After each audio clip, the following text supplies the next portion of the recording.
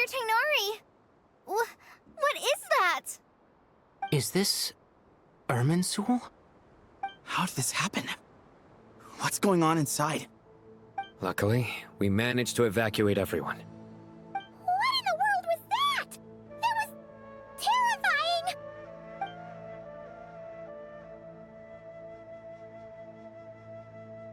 Oh my. I understand now, Dendro Archon.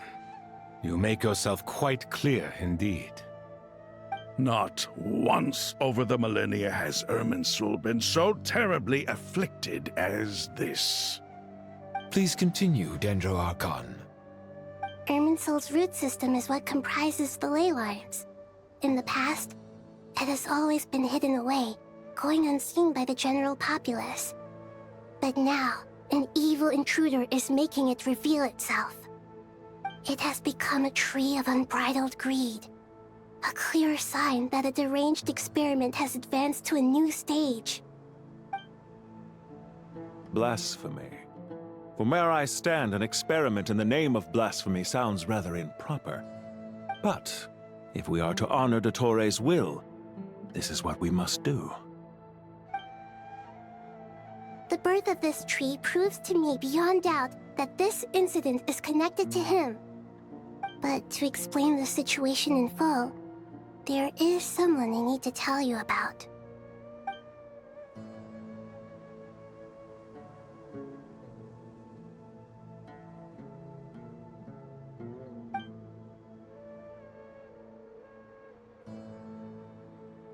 Zandik. So it was him. I saw him in the desert once. A man of supreme arrogance. So this is where it has taken him. But didn't Dottore die and not cry? How is he still able to do all this? He must still have loyal followers amongst the Fatui. Even so, I'm still unclear as to how he has been able to wield such a profound influence over Irminsul. I can confirm that Fatui forces have arrived in Sumeru City. Furthermore, Irminsul seems to be undergoing some kind of mutation. Evil branches are beginning to grow. Things that do not belong to this world are slowly but surely materializing. Sorry, I couldn't think of any other word to describe it. They don't seem to be fully formed physical entities yet, after all. But they are gradually becoming real. A baleful tree, climbing up into the heavens. Speaking of Dottore, I have some information on that front as well.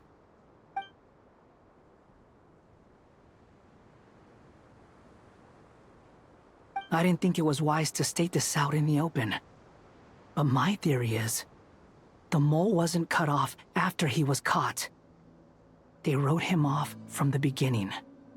You mean, the Fatui never intended to follow through with him? Then why plant a mole at all? It's hardly a conventional strategy, and the rationale behind it is pretty twisted. But as it happens, I know someone who works exactly this way. And when it comes down to it, his goals are very simple. He just wants to confuse people, so they can't figure out what he's up to. He's been a collaborator of Dottore's from the outset. That fact alone confirms that Dottore is involved with this somehow.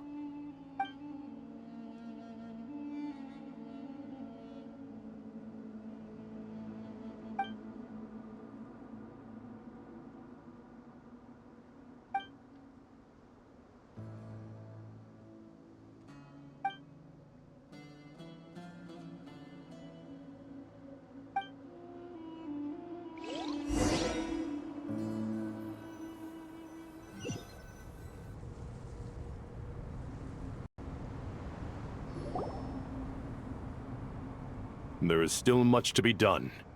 Everyone, please remember our core strategy.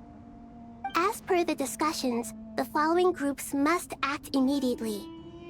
Mr. Alhaitham and Mr. Kave, the next phase of the Aru renovation project must begin right away. Godspeed to you both. We'll give it everything we've got. The plan looks feasible. but the implementation will require certain resources. General Mahamatra Sino and his team will help to procure the materials required for modifying the terminal. No problem. I've already spoken with Sethos and Hat Guy, and they've agreed to assist me. This kind of thing is best left to the fleet-footed, right? Hat Guy? If it's efficiency you're after, we're the right people for the job.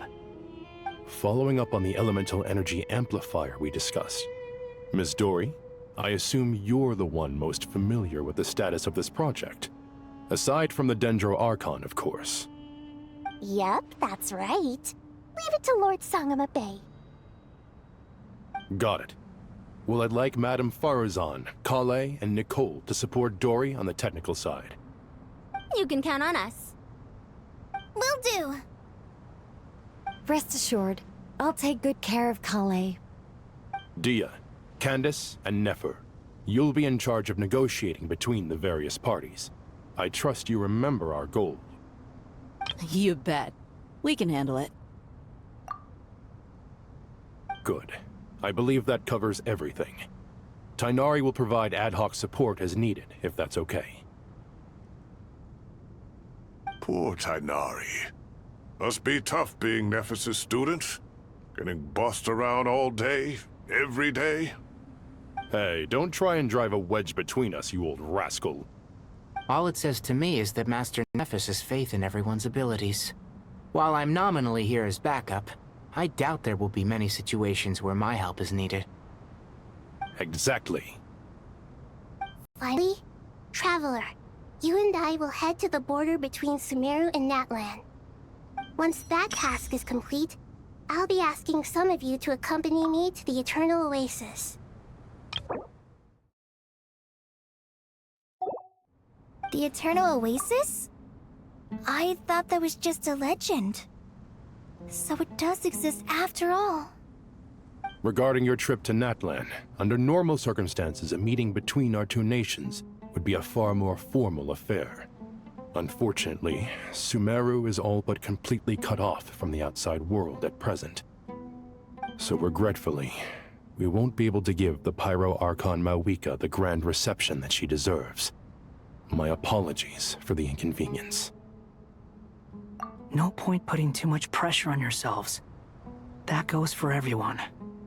Right. Especially you, Dendro Archon. I'm sure you're still feeling quite weak. Don't worry about me. The Dendro Dragon's life force will sustain me. Plus, we'll be there every step of the way. Nahida will be just fine. Yes. I believe in myself. And I believe in every one of you. Well, time to get going.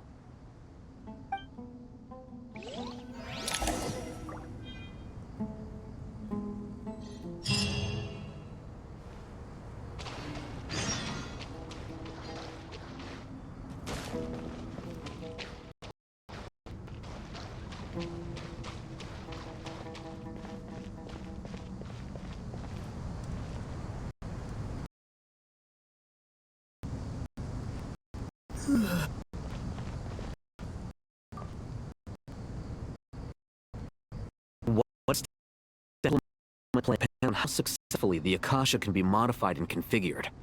And to make sure the configuration works, Aru will also need some further optimization. Yeah, no surprises there. While we roll this out, any Sumeru citizens who already have Akasha terminals can simply continue to use their existing devices. This still leaves us with a significant equipment shortage, though. Many groups of people were never issued Akasha terminals, including mercenaries, the desert folk, and many others. We'll need a supply of rare materials for the renovation of Aru and the production of new terminals. Right now, the best place to source these locally is from the primal constructs within King Deshret's mausoleum. Time is not on our side here. It's gonna be a race against the clock. The Aru merge and renovation project will have to be carried out by you two. Everything's riding on this, so failure is not an option. Best of luck to you both. As discussed, General Mahamatra Sino and Mr. Hat Guy will source the required materials. Mr. Sethos is quite familiar with the layout of King Deshret's mausoleum. With him accompanying them, things should go quite smoothly.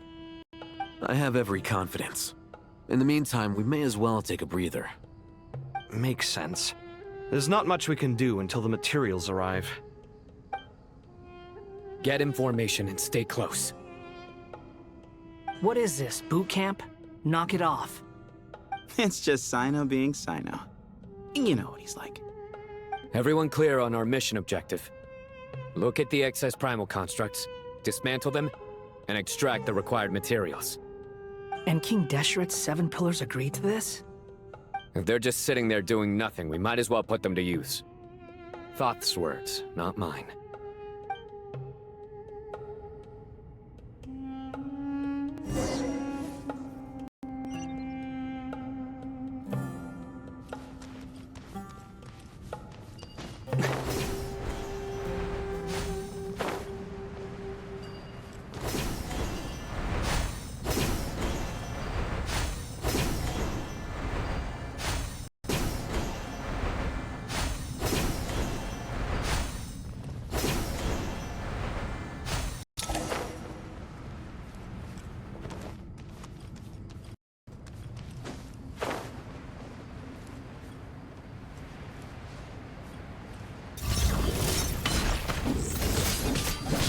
Judgment is upon you.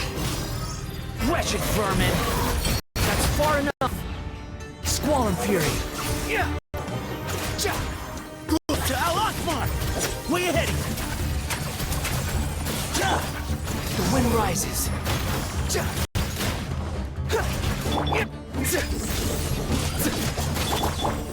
Squall and fury!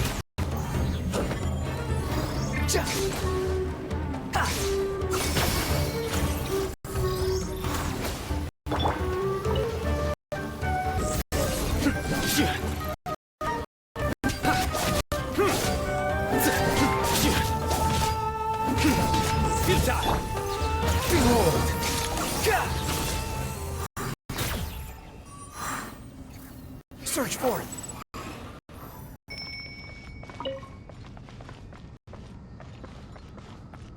Squall and fury.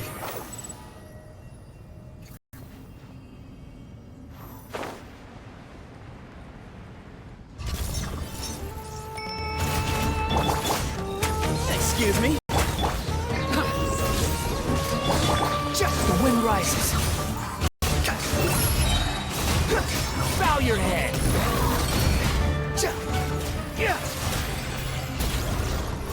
Your sins weigh upon your soul. You stay condemned. Move or be moved. Nothing worth mentioning. Surrender. Be ahead of you.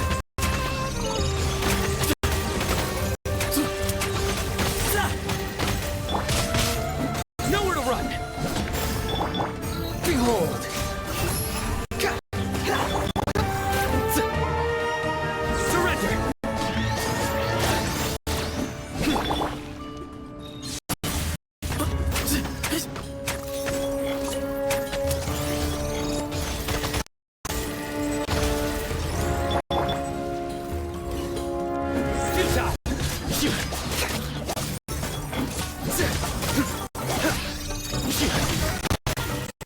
Unsightly insects. The wind rises. Move to Al Akbar. Give some space.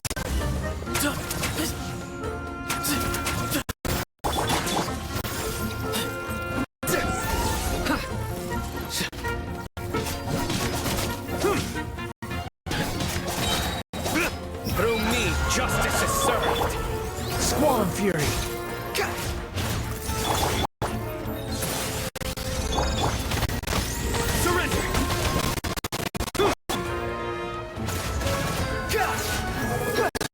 These devices should still be usable even though they're broken down. Let's take them back for the others to review.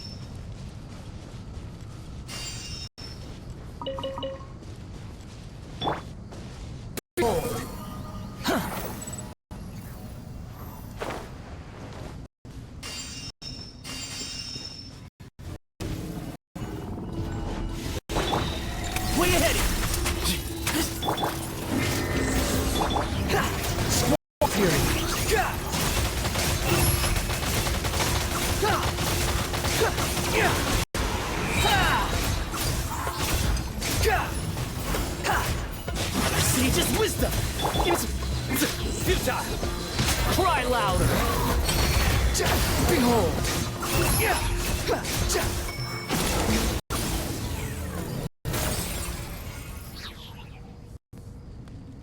How many do we need again? Enough to make an Akasha terminal for everyone who doesn't own one. I remember you telling me how revolutionary these Akasha terminals were. You've used one before, right? The Academia declared the Akasha to be the most powerful and comprehensive wisdom dissemination system in history. That should give you an idea of how powerful it is. Certainly sounds impressive. Neither Hat Guy nor I have ever had an Akasha terminal. Well, if it all goes to plan, that's about to change.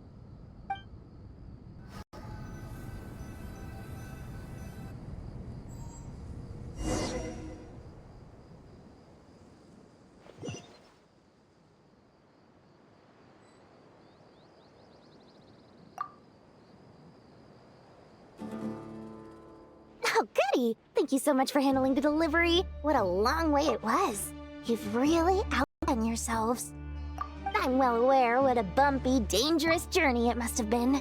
Now, I would have loved to oversee the process myself, but of course, those of us who know the plan can't leave the mausoleum.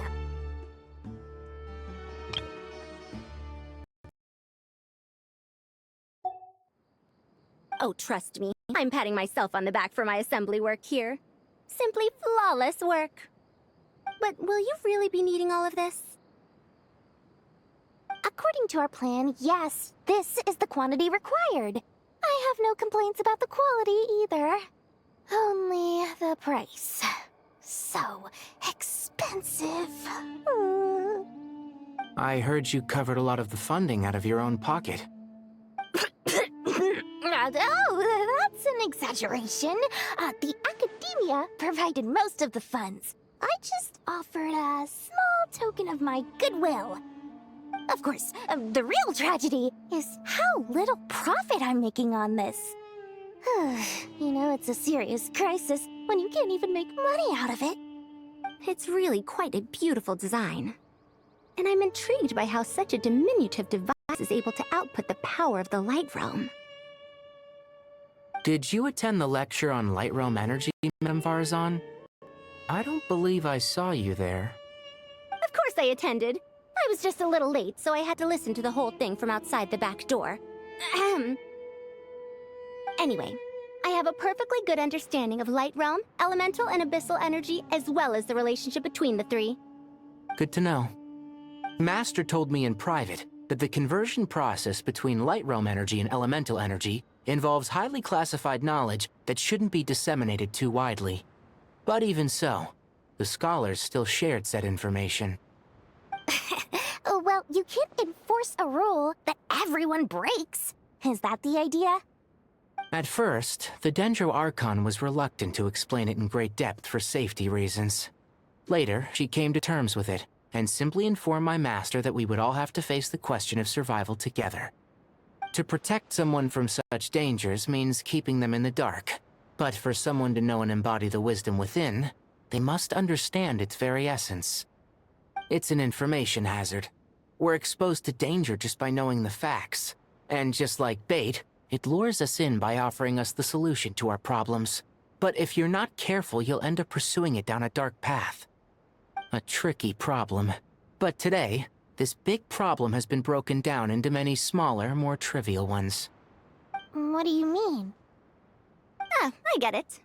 For instance, you and I share secret knowledge, while she and I take on the risks of life, death, and fate. Something like that? Hey, what? That is not what I call a trivial problem.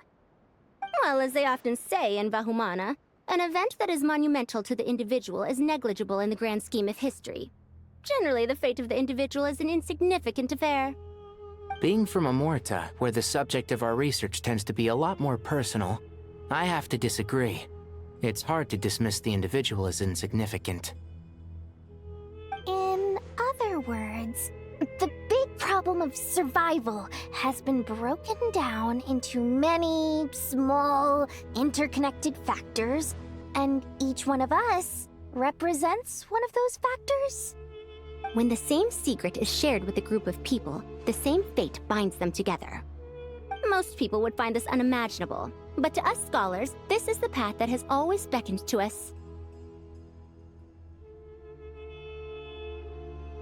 Sharing knowledge is a good way to fight against fate. I will always believe in that. All right, I think that's everything. Thanks a lot. But don't go anywhere just yet. I'll still be needing you to calibrate the equipment.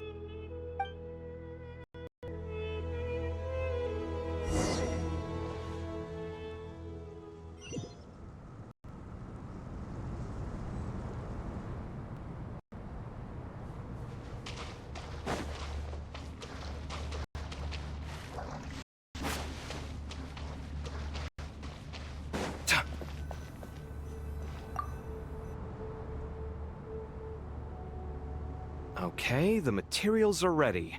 We can proceed with the next phase.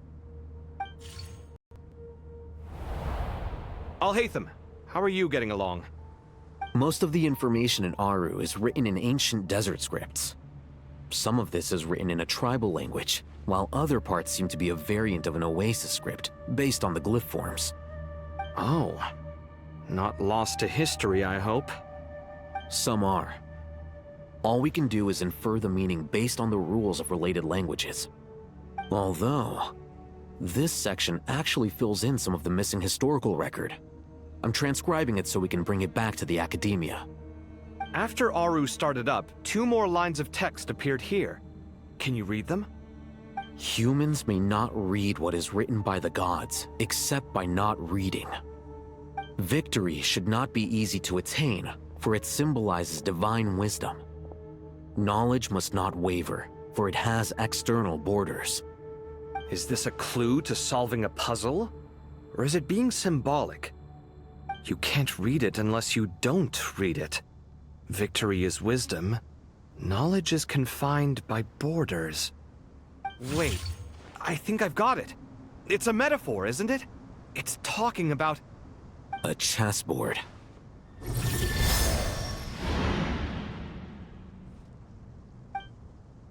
You were right. The youth of today are skilled at solving riddles. Have the secrets buried in the desert not been unearthed over the years all the same? Since Aru is a place reachable through wisdom, this day was bound to come sooner or later. Oh, I've always been against overly cryptic sentences. Don't you get tired of reading and writing all that? Ah, it's you 3. Just in time. We've been delving deep into Aru, and now this board has appeared. I've heard this was how you'd while away your free hours. You must be quite the experts by now in that case. It is true. King Deshret's chess games are some of the most well-loved of all his wonderful creations. If you have ever been to Safhe Shatranj, you may well be familiar with the chess pieces you see here. Is this chessboard supposed to be another visualization of the interior of Aru, then? Naturally. Visitors, everything is ready. Only by completing the challenge on the board in accordance with the rules will you be permitted to overwrite Aru. 1 second. It's not dangerous, is it? Dangerous? Why, yes, of course. I should be the one to go, then. Wait for me here. Sounds like the self-confidence of our present company has rubbed off on you. Don't be ridiculous. I'm your upperclassman, and that means I have to look out for you. I appreciate the sentiment, but a game of chess typically requires 2 players. Besides, I'm sure they won't let things get out of hand. Keeping things relatively safe is in your best interest too, isn't it? Fair enough. I mean, you guys are controlling the difficulty, so please don't go too hard on us, all right? Ah, but Bennu said he wanted to put some respect into these whippersnappers. All right, all right. Thank you. Obviously, we'll still try to be careful. This doesn't seem like ordinary chess. Is the goal to defeat the opponent? No, you must enter the board and pass the trials we have placed there. Ready? Let's do it.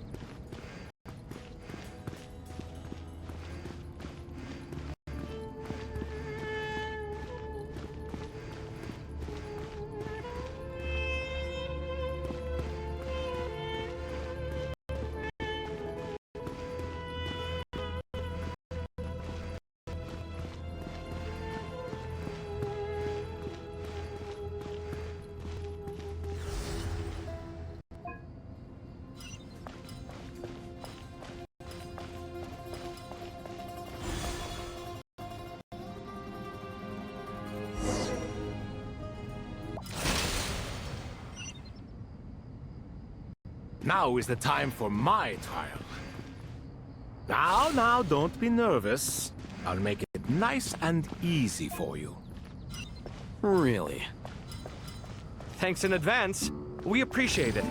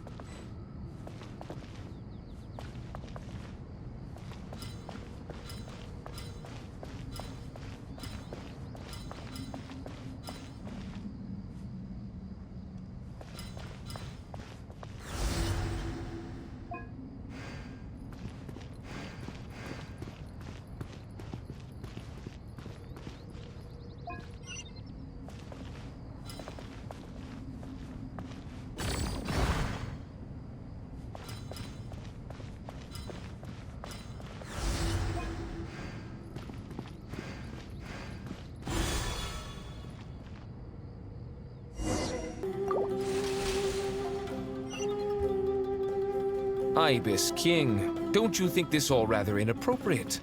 You may as well be handing them victory on a silver platter. Do not expect me to follow your lead. Ha! Suit yourself.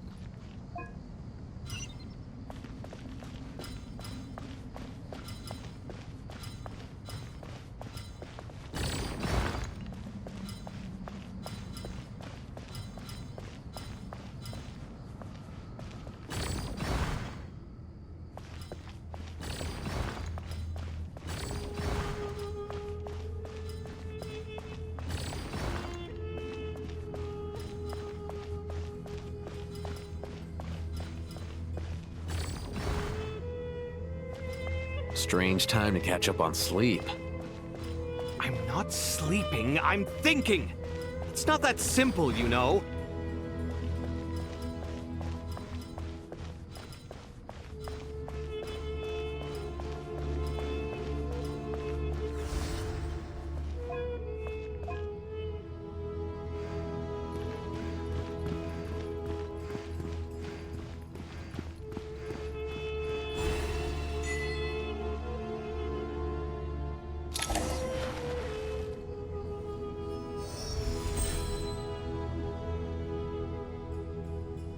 Done. Finally. It's over. But seriously, that was incredible! Standing on the chessboard felt completely different from standing on solid ground. And also... Oh, sorry. I'll save my thoughts for later. Thanks to the three of you for helping us out with this. Is it just me, or were you giving us quite a lot of guidance along the way?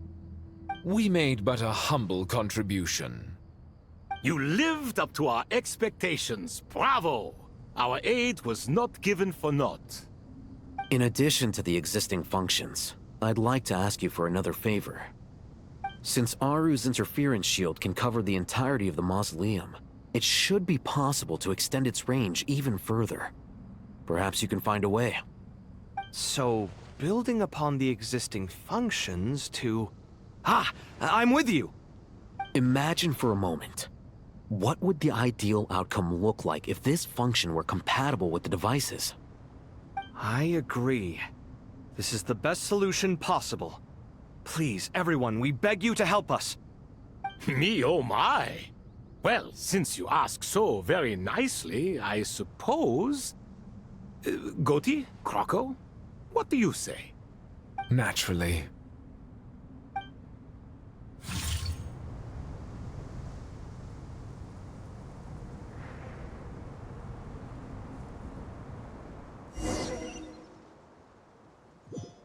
Time to go!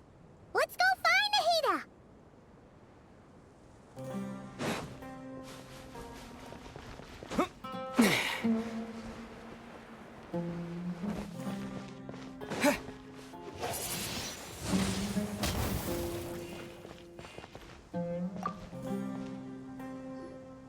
There you are. Miss Nicole truly is an angel. She shows great wisdom in guiding others, and she has already sent word to Natlan on our behalf. She said that while the other members of the Hexen Circle are busy with important work, she is quite free, and she's more than willing to accompany the people of Sumeru for the entire journey. Oh, there's Nicole, all right. Always super patient and loves to help everyone out. She's the best. She is. So kind and enthusiastic. Well, time for us to get going. Let's head out.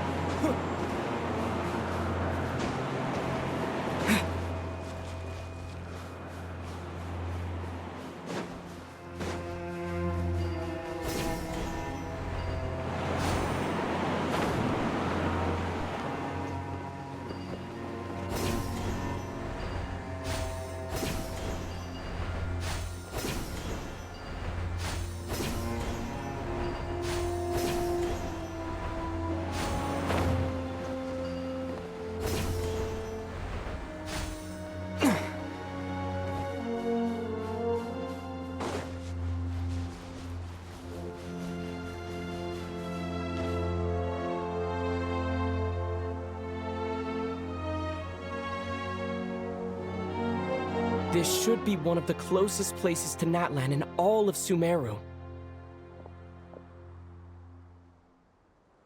There's the barrier Nicole and Nefer mentioned. It completely cuts this nation off from the others. But why? Why separate you from the rest of the world now, specifically? And if I'm not mistaken, Irminsul was polluted once before, wasn't it?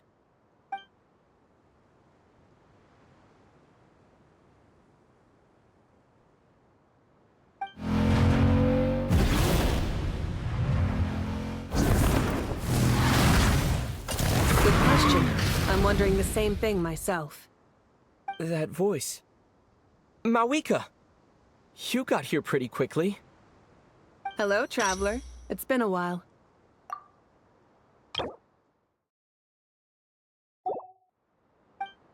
Hello there. Hello, Dendro Archon. Malika, I apologize for asking you to meet at the border on such short notice. I also apologize for not being able to greet you in person. The form in which you see me now is one carried by the Traveler.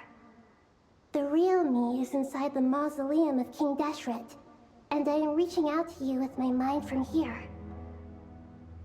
Irminsul has been infiltrated by the Doctor. We must be on our guard, as he can spy on information in the world from within the tree. Fortunately, there is no record of the Traveler in Irminsul, and you are still within Natlan's borders.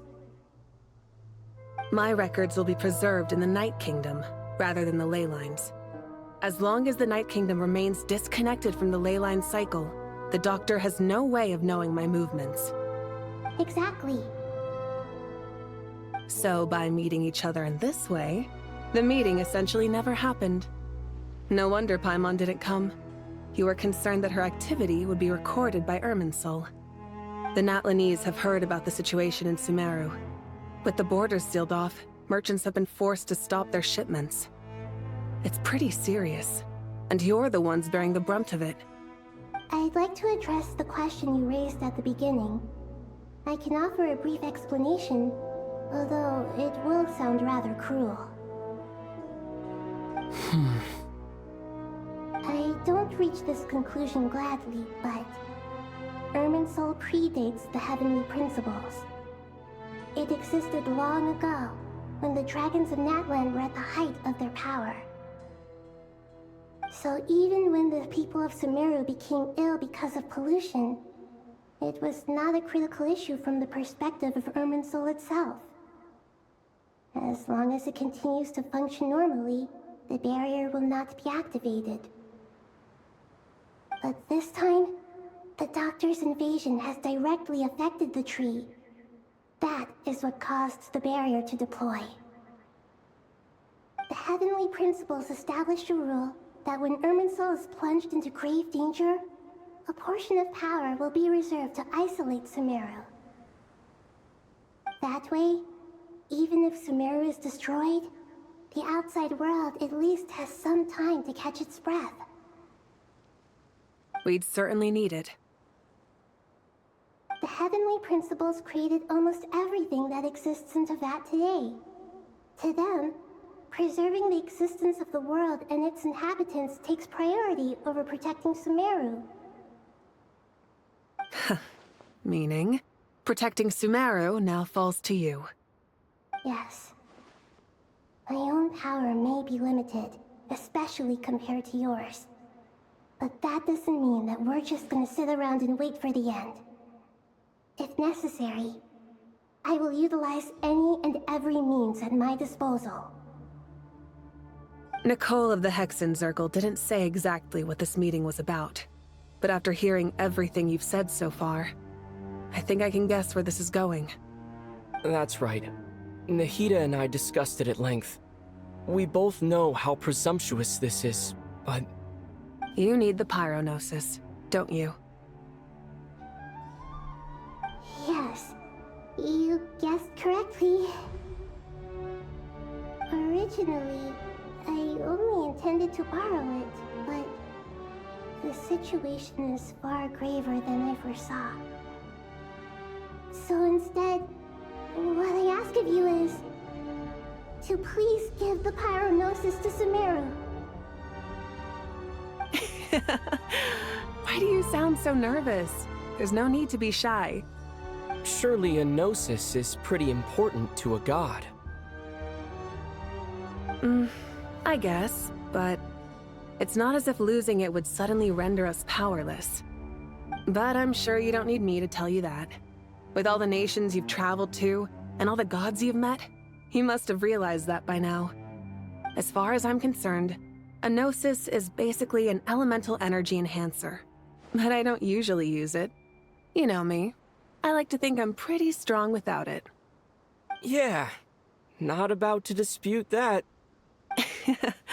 So you see, you don't need to sweat it. Here, take the pyronosis. Huh? Just like that? Uh-huh, just like that. To tell the truth, I've always toyed with the idea of giving it to someone who needs it more than I do. I know you accompanied Nahida here to try and increase the chance of success. It's a good thing you did, because your involvement is one of the main reasons you've managed to persuade me. Are you sure about this? Handing over your Gnosis just because of me? I won't try to quantify it, but trust me. Handing over the Gnosis to Tumaini is far from the craziest idea I could think of. Besides, even if you hadn't come here personally, I think I still would have agreed to Nahida's request. Irminsul doesn't just affect Sumeru. It impacts all of Teyvat. I know all too well how difficult it can be to protect the things you care about. So logically, morally, or however you want to cut it, helping you is the right thing to do. You don't need to tell me the specifics of your plan. Where the Gnosis is involved, the tighter the secrecy, the higher your chances of success. Marika. My heartfelt thanks go to you and the people of Natlan. Don't mention it. But now, for the hard part. How do I actually give it to you? The Irminsul barrier is right in the way. I have an idea.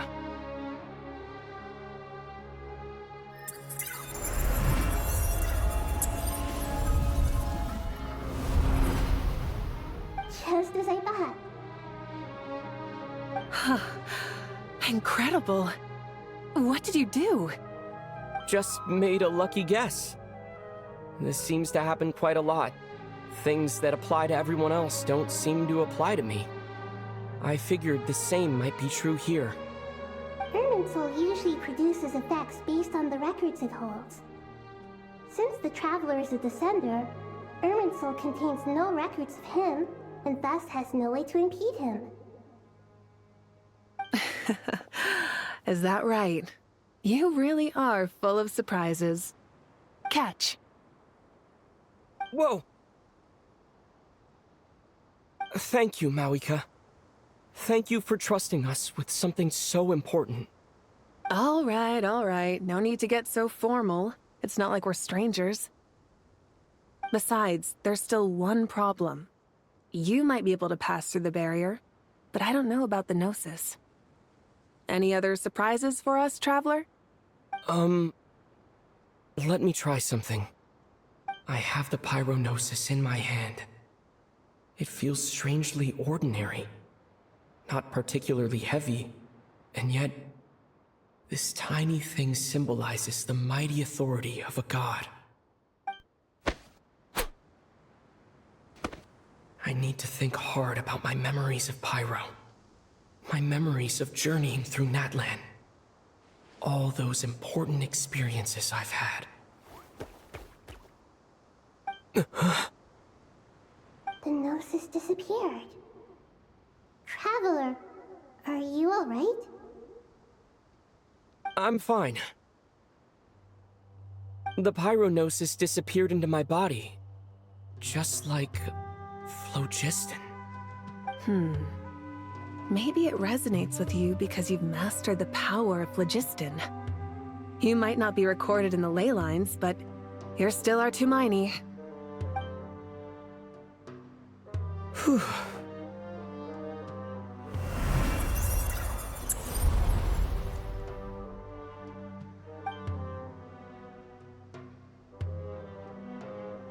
Please allow me to express my gratitude once again, Marika. Pleasure. Well, I've given you all the help I can. The rest is up to you. Good luck. We won't let you down. Yeah, we aren't about to lose.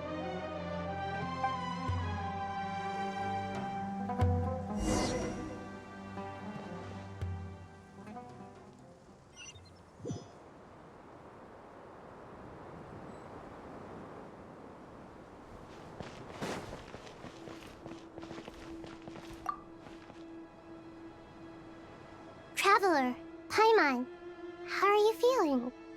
Paimon's a teensy bit nervous, but only a teeny tiny bit. Seems like she's gotten way braver over the last few years, huh? Of course. After all the adventures you've had with the Traveler, I'm sure you've gained a lot of experience and grown as a person. I'm doing all right. What about you, Nahida? How are you holding up?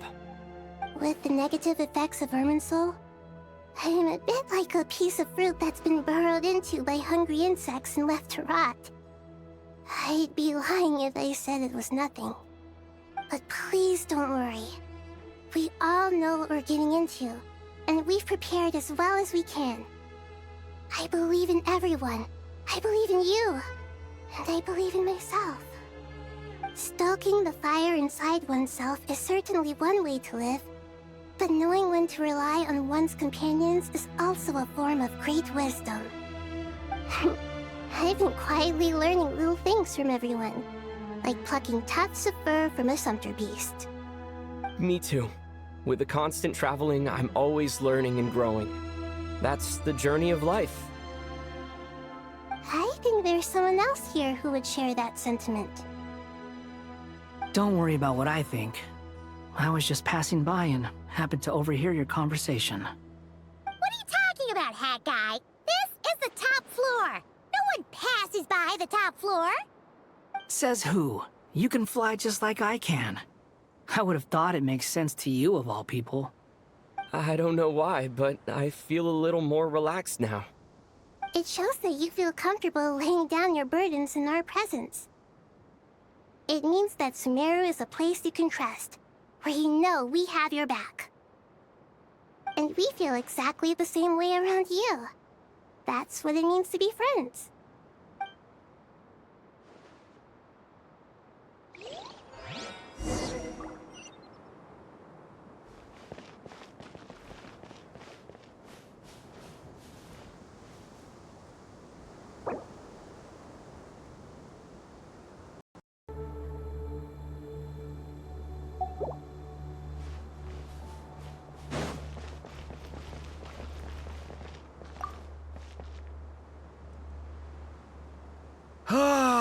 It's finally done. Ugh, but I have a nagging feeling that there's something I've forgotten. Oh, there you are. Everything wrapped up on your end?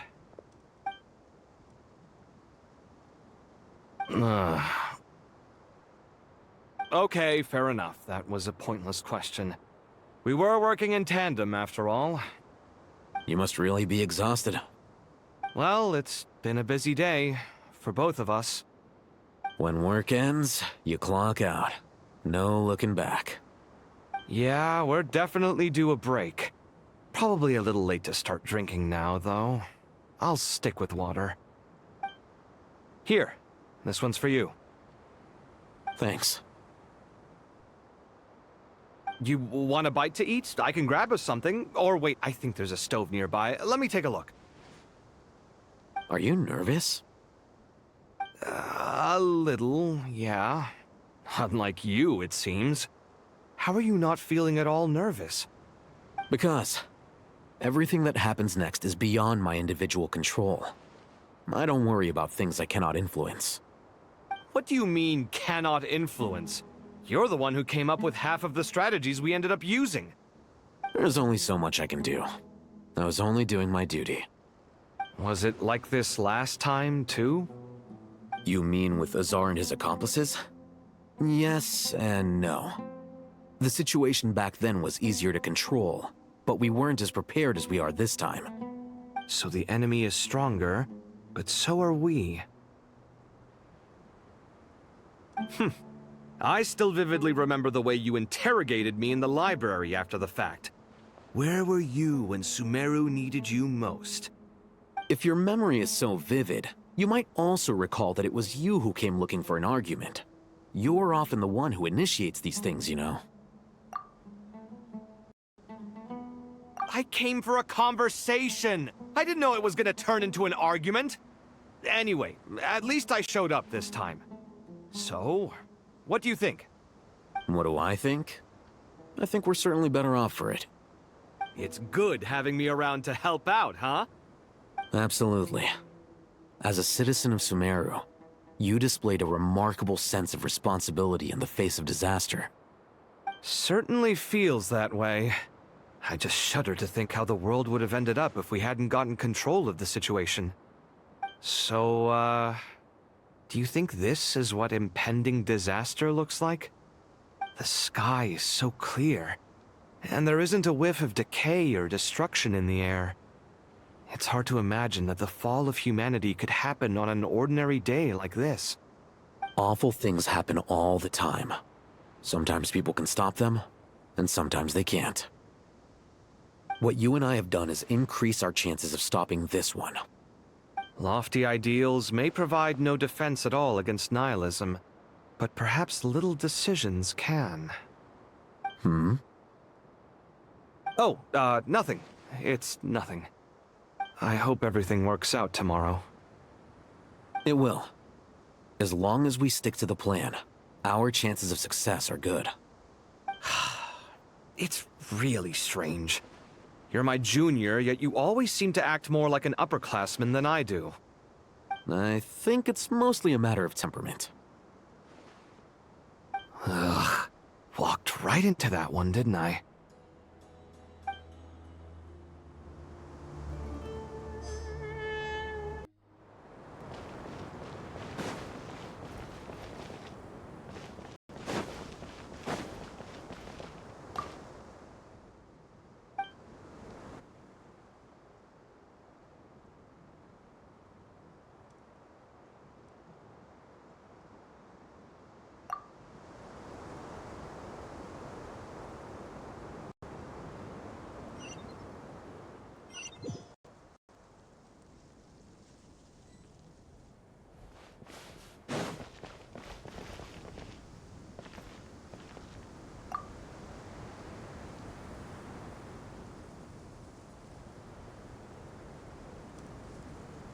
Look at the time. I should head back.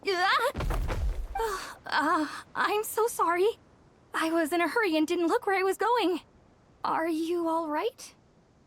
I'm fine. Wait, you're... Have we met? Not exactly. I think we may have crossed paths by the house of Dana before. Oh. You're Hat Guy! From Vahumana, right? You recognize me? The clue's in the name, Mr. Hat Guy. Fair point. It's getting pretty late. What's keeping you up? I could ask you the same question. If I'm not mistaken, all the workload for the Ratawa Histarshan wrapped up a good while ago. Well, I have something of a background in Satyavada life, so I was helping the Dendro Archon make some preparations. But I must have lost track of time. Did you find the experience enlightening at all? Honestly, it was tedious and uneventful at first. But eventually, I think I did sense some profound truths. But they also brought a lot of suffering with them. I was told that I even shed tears while I was meditating, though I have no idea why. Sorry. I hope I'm not scaring you. Not at all. It just proves you're very accomplished in your research. Good night. I wish you all the best for tomorrow. Thank you, sir. You too.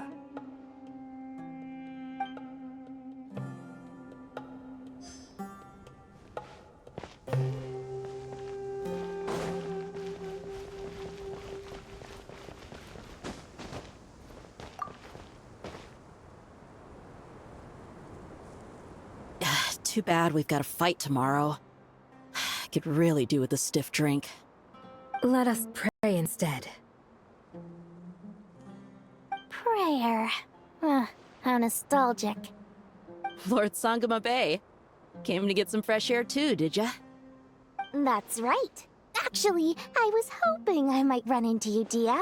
I wanted to let you know that I've stocked up on that perfume you said you were so fond of. No, really? I'll take two. Any chance of a friends and family discount?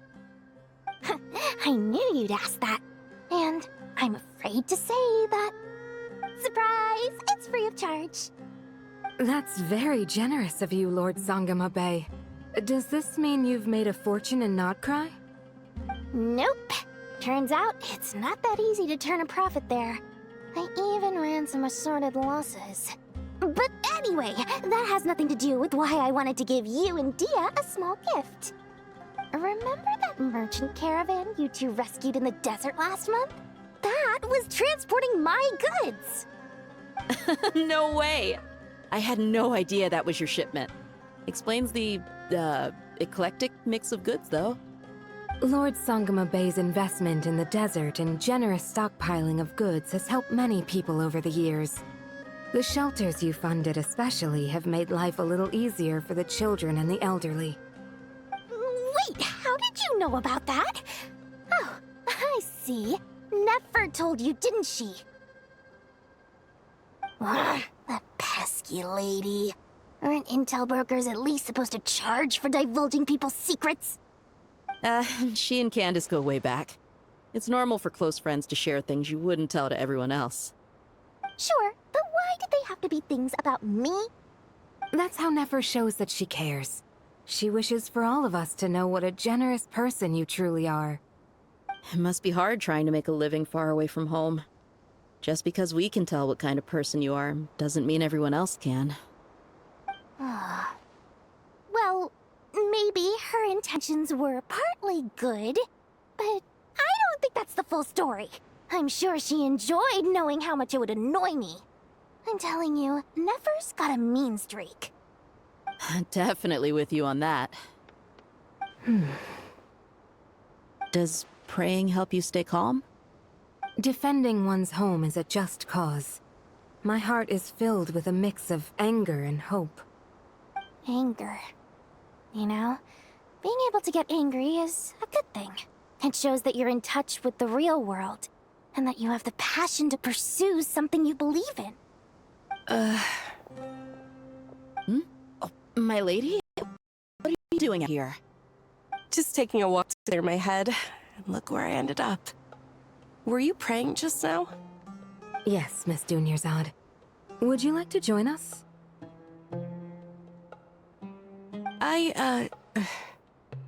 Come on, it's fine. She won't mind who you pray to. Oh, then sure. I remember you, Miss Dunyarzad. You visited my shop before. If I recall correctly, the god you worship is the Dendro Archon, correct? That's right. She is such a gentle and kind god. But to me, she is more than just a god I worship. I see her more as a friend. And so do many others. She's not some almighty god who reigns on high, but a genuine friend. Agreed. She's a wise teacher and a good friend. I spoke with several people during the evacuation. Everyone's aware that tomorrow's battle is one that ordinary people can join too. A battle to fight for our friends and our homeland. Oh, it makes me glad. I can finally do something for those who protected me. You've grown so much since we first met. Oh, a compliment? Ooh, more please. Thank you. My lady, you've always been a remarkably strong and ambitious person. It's indisputable. And that's not just a compliment. It's a statement of fact. What are you praying for? Our beliefs may not be entirely the same, but we both wish for the same thing. I pray that everyone will rise to the challenges ahead and return safe and sound. I pray for the safe return of all my companions.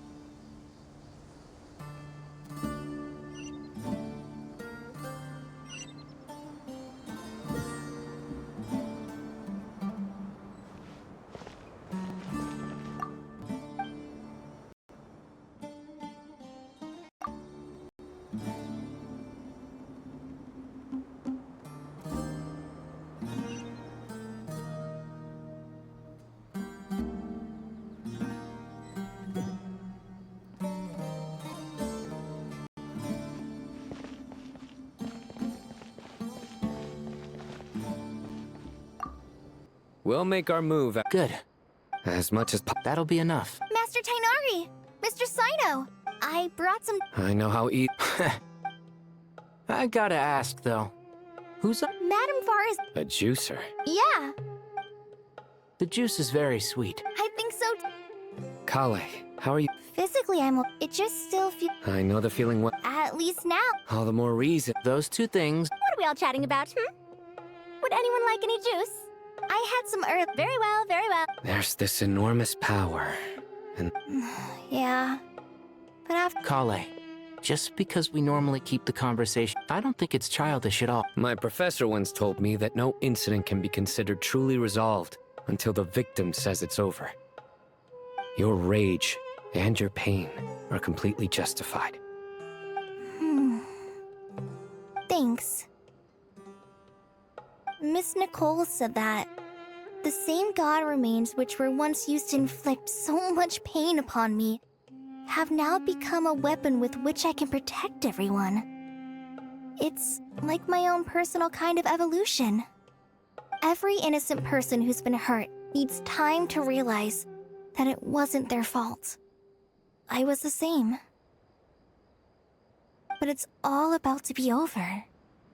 Tomorrow, it ends for good. I don't know if you've noticed, but you rarely stumble over your words anymore, and your outlook has become much more positive. It's a big change from how you used to be. And since this isn't over, you can settle the matter on your own terms.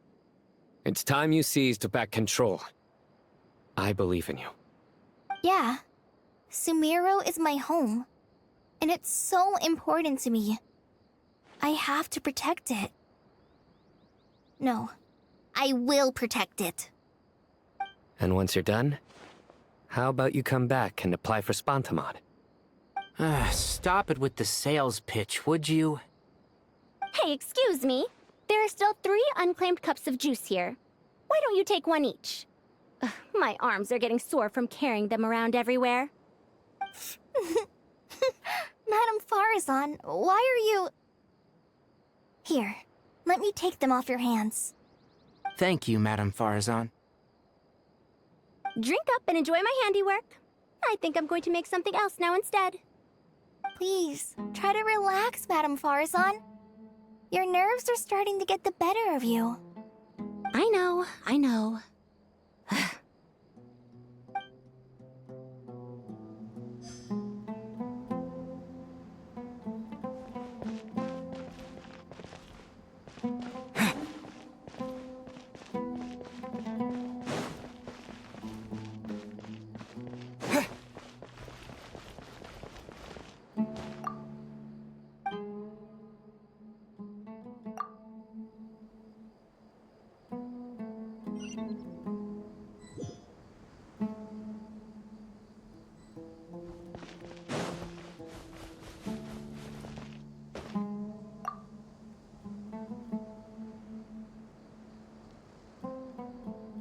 Something on your mind, Miss Nefer?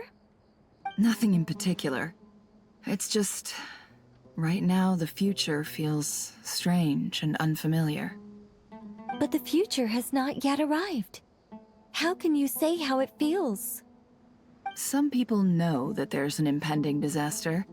Others remain blissfully unaware. Each group is imagining an entirely different future while walking towards the same one.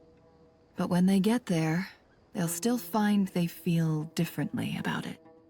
People are shaped by their circumstances. Different circumstances create people with different perspectives. I've always found the perspective of the Vahumana Darshan to be a particularly incisive one. Even at the height of the crisis in Nodcry, people held diverging opinions. But things are different this time. Indeed. Regardless of faith, gender, wealth, skin color, or eye color, everyone in Sumeru knows what will happen tomorrow. The world has never been an especially fair place. Yet now, against all odds, a moment of unprecedented unity and equality is about to take place. It's fascinating. If only my father could have lived to see this era. Era? to me, that term represents a much greater span of time. It can be an unsettling word. I would even say I'm afraid of it.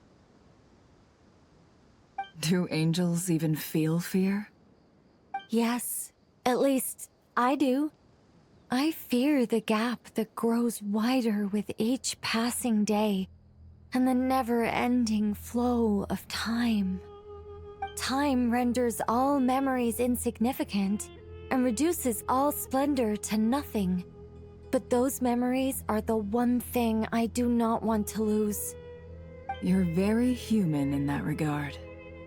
If angels draw too close to humanity, our wings burn away in the bright flame of awareness, and we fall to the earth. After spending so long among humans, I have lost much of my former glory. Maybe that's a good thing. You're more human than some humans are. I've been talking to Kale a lot in recent days. We seem to be in completely opposite situations. I suppose that makes us good case studies for comparison. Case studies for who? Myself, I suppose. After comparing the two of us, I suddenly discovered that I desired more than before. It was a gentle, pleasant sensation. Just as most people pursue glory and miracles, I too am pursuing miracles of my own. Guiding humans to make the miracles in their hearts a reality. That is my miracle. It doesn't sound so bad, does it?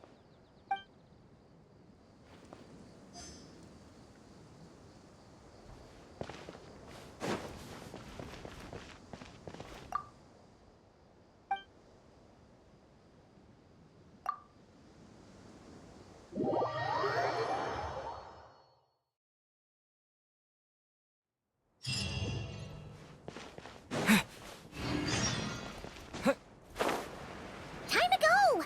Let's meet the others at the mausoleum of King Deshret.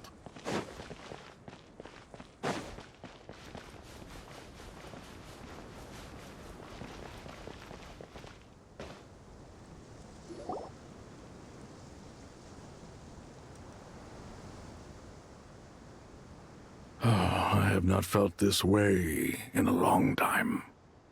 Standing up high, gazing out at the rolling dunes. One cannot know what freedom truly means without first losing it. The Golden Slumber truly lives up to its name as a dreamland. Though desert sands exist there too, no mirage, no matter how glorious, can compare to true beauty. Dendro Archon, what is on your mind? I was wondering whose counsel I should seek on the questions in my heart. What kind of questions? So many. More than can be put into words. As I once said to a friend, we look, we see, and we comprehend. But the question still troubles us. What are the many disasters that this world faces but the sum of all irresolvable questions? The biggest question you should be asking is how to seize victory. Yes. Although, I would express it differently. I must not fail. And so the question I am most curious about now is whether the path to victory will be an arduous one. What we declare to be a young sapling, we may, in fact, find to be a towering tree, if we would only cast aside our ignorance and look beyond the veil of time to see her true form. Nahida! We're here! Just in time. My preparations are almost complete. Ready when you are. We're here too. Miss Nicole! Miss Nicole! You run so fast! I thought I'd get a lot of exercise as a forest ranger, but I can barely keep up with you. Sorry, I got a little carried away.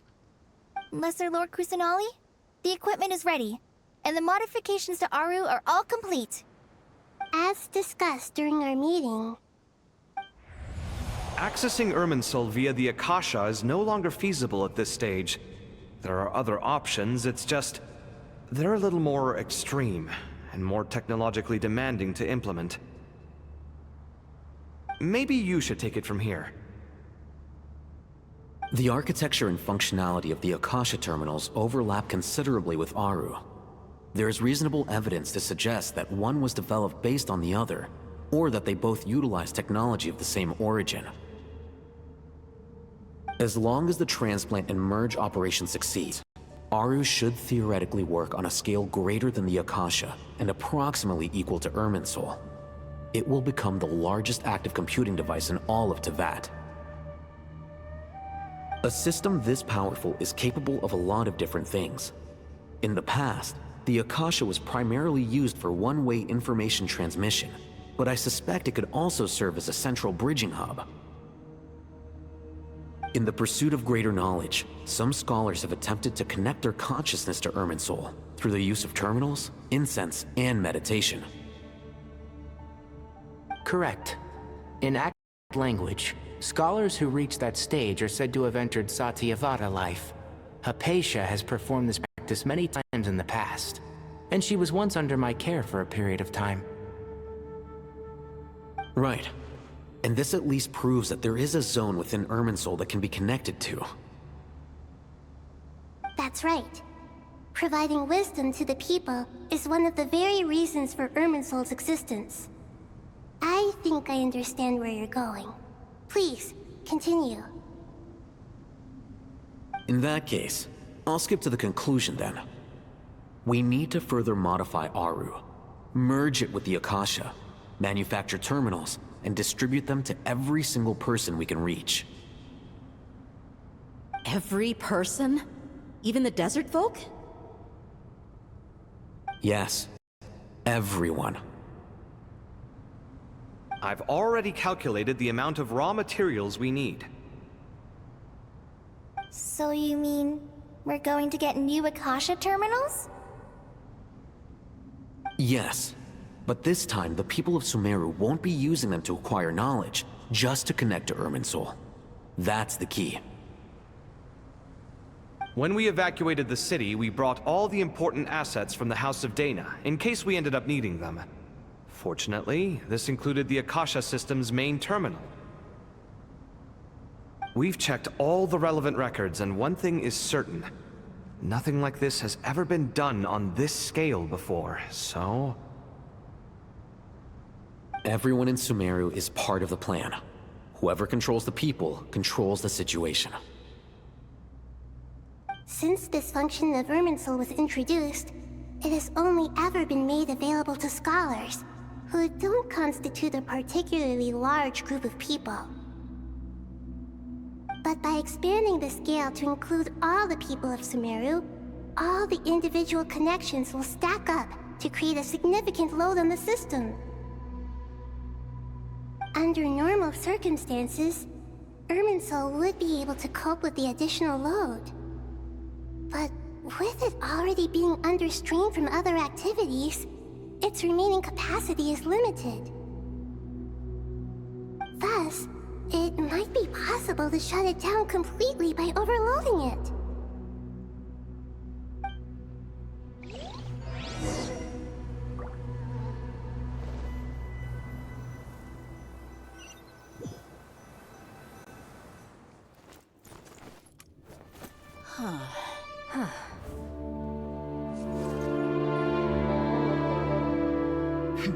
Counting down. 3, 2, 1. Are you ready? Ready!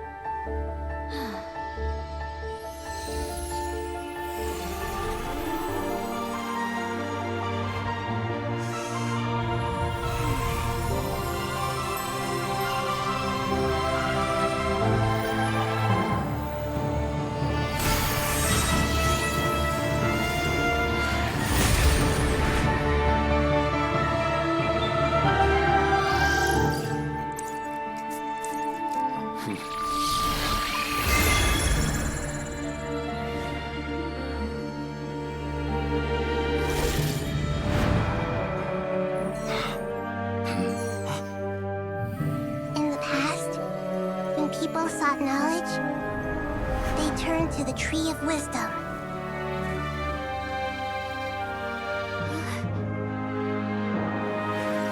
Today, we use it to save Sumeru and the whole world. These boughs that nurtured learning must not become tools for destroying the world.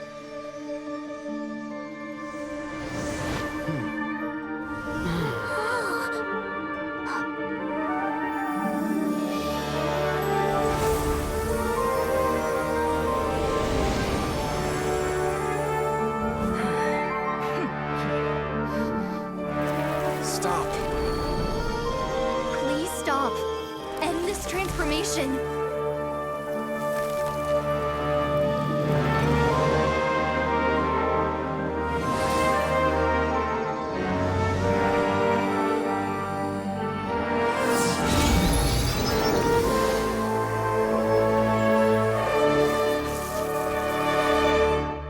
You would shut down Irminsul just to stop me? You fools. I have all the time in the world.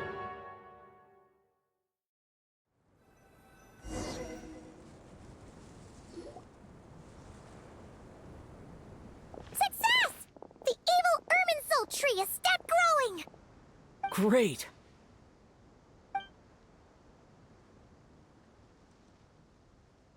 What a display of true courage! The courage to think and the courage to act! I never thought I would witness the shutdown of Irminsul with my own eyes. Perhaps this is human wisdom in action? Indeed, only humans could do such a thing. Gods are few and far between. What was once created for spreading knowledge is now used for another purpose. A rather ingenious plan. I am grateful to you three for your help. Only thanks to you were we able to extend Aru's interference capabilities to cover all terminals. Now, nobody who wears a terminal will have their activity accurately tracked by Irminsul. No matter how many eyes Dottore possesses, he will not be able to see us clearly. Now for the next step. I will need the help of your supreme powers once again. How might we be of service, Lord of Dendro? I need to reach the Eternal Oasis immediately. Right now? In that case, Ibis King, would you agree that this is a fine opportunity to dust off our old tricks? Never. I assume you have that chess set with you? You mean the one you gave to me as a gift? Asking for it back, are you? How could I? You misjudge me. I just wanted to show you another way you can use it. Connect to Safei Shatranj.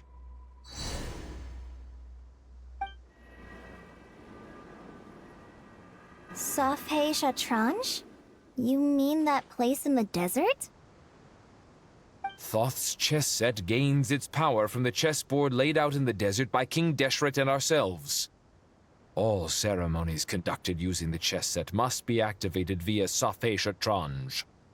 In other words, the chess set is an extension of the chessboard. In the past, moving a chess piece was a sacred and momentous act. Transfer initiated. Entering live combat mode.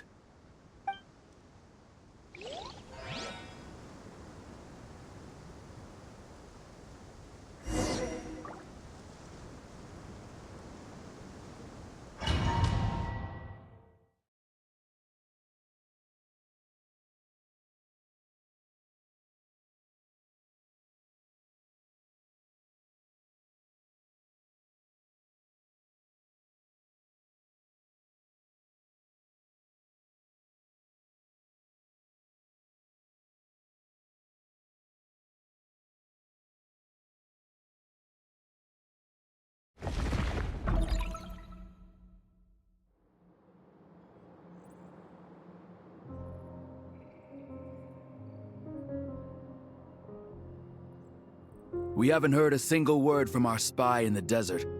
I'm afraid he might have been captured. Never mind.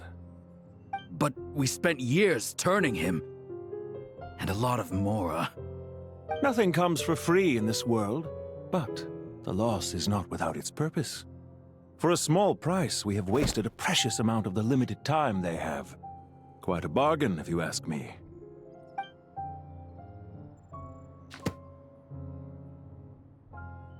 Understood. Weighing profit against loss is a necessary part of life. But to tell the truth, I have been operating at a loss since this all began.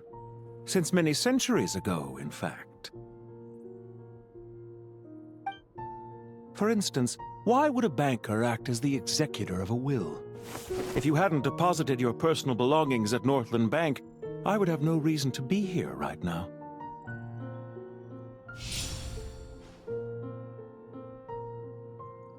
Dottore, I've placed your final data backup into the ley lines as per our contract.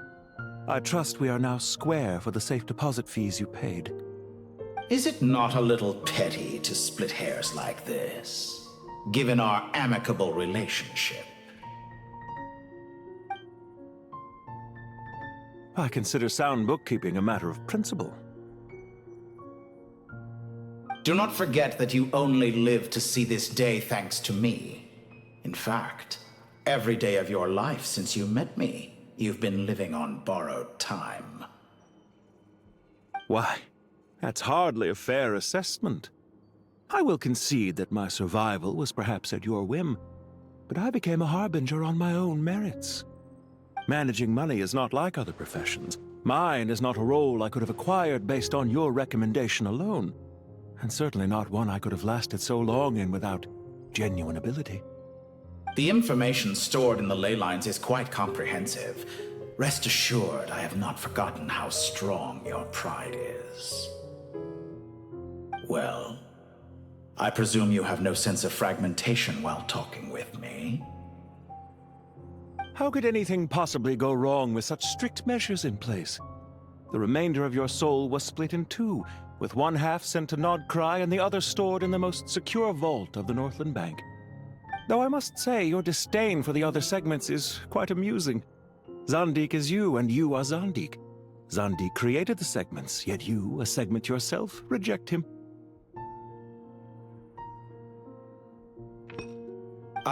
That is, Zandik, created segments of various ages in his later years.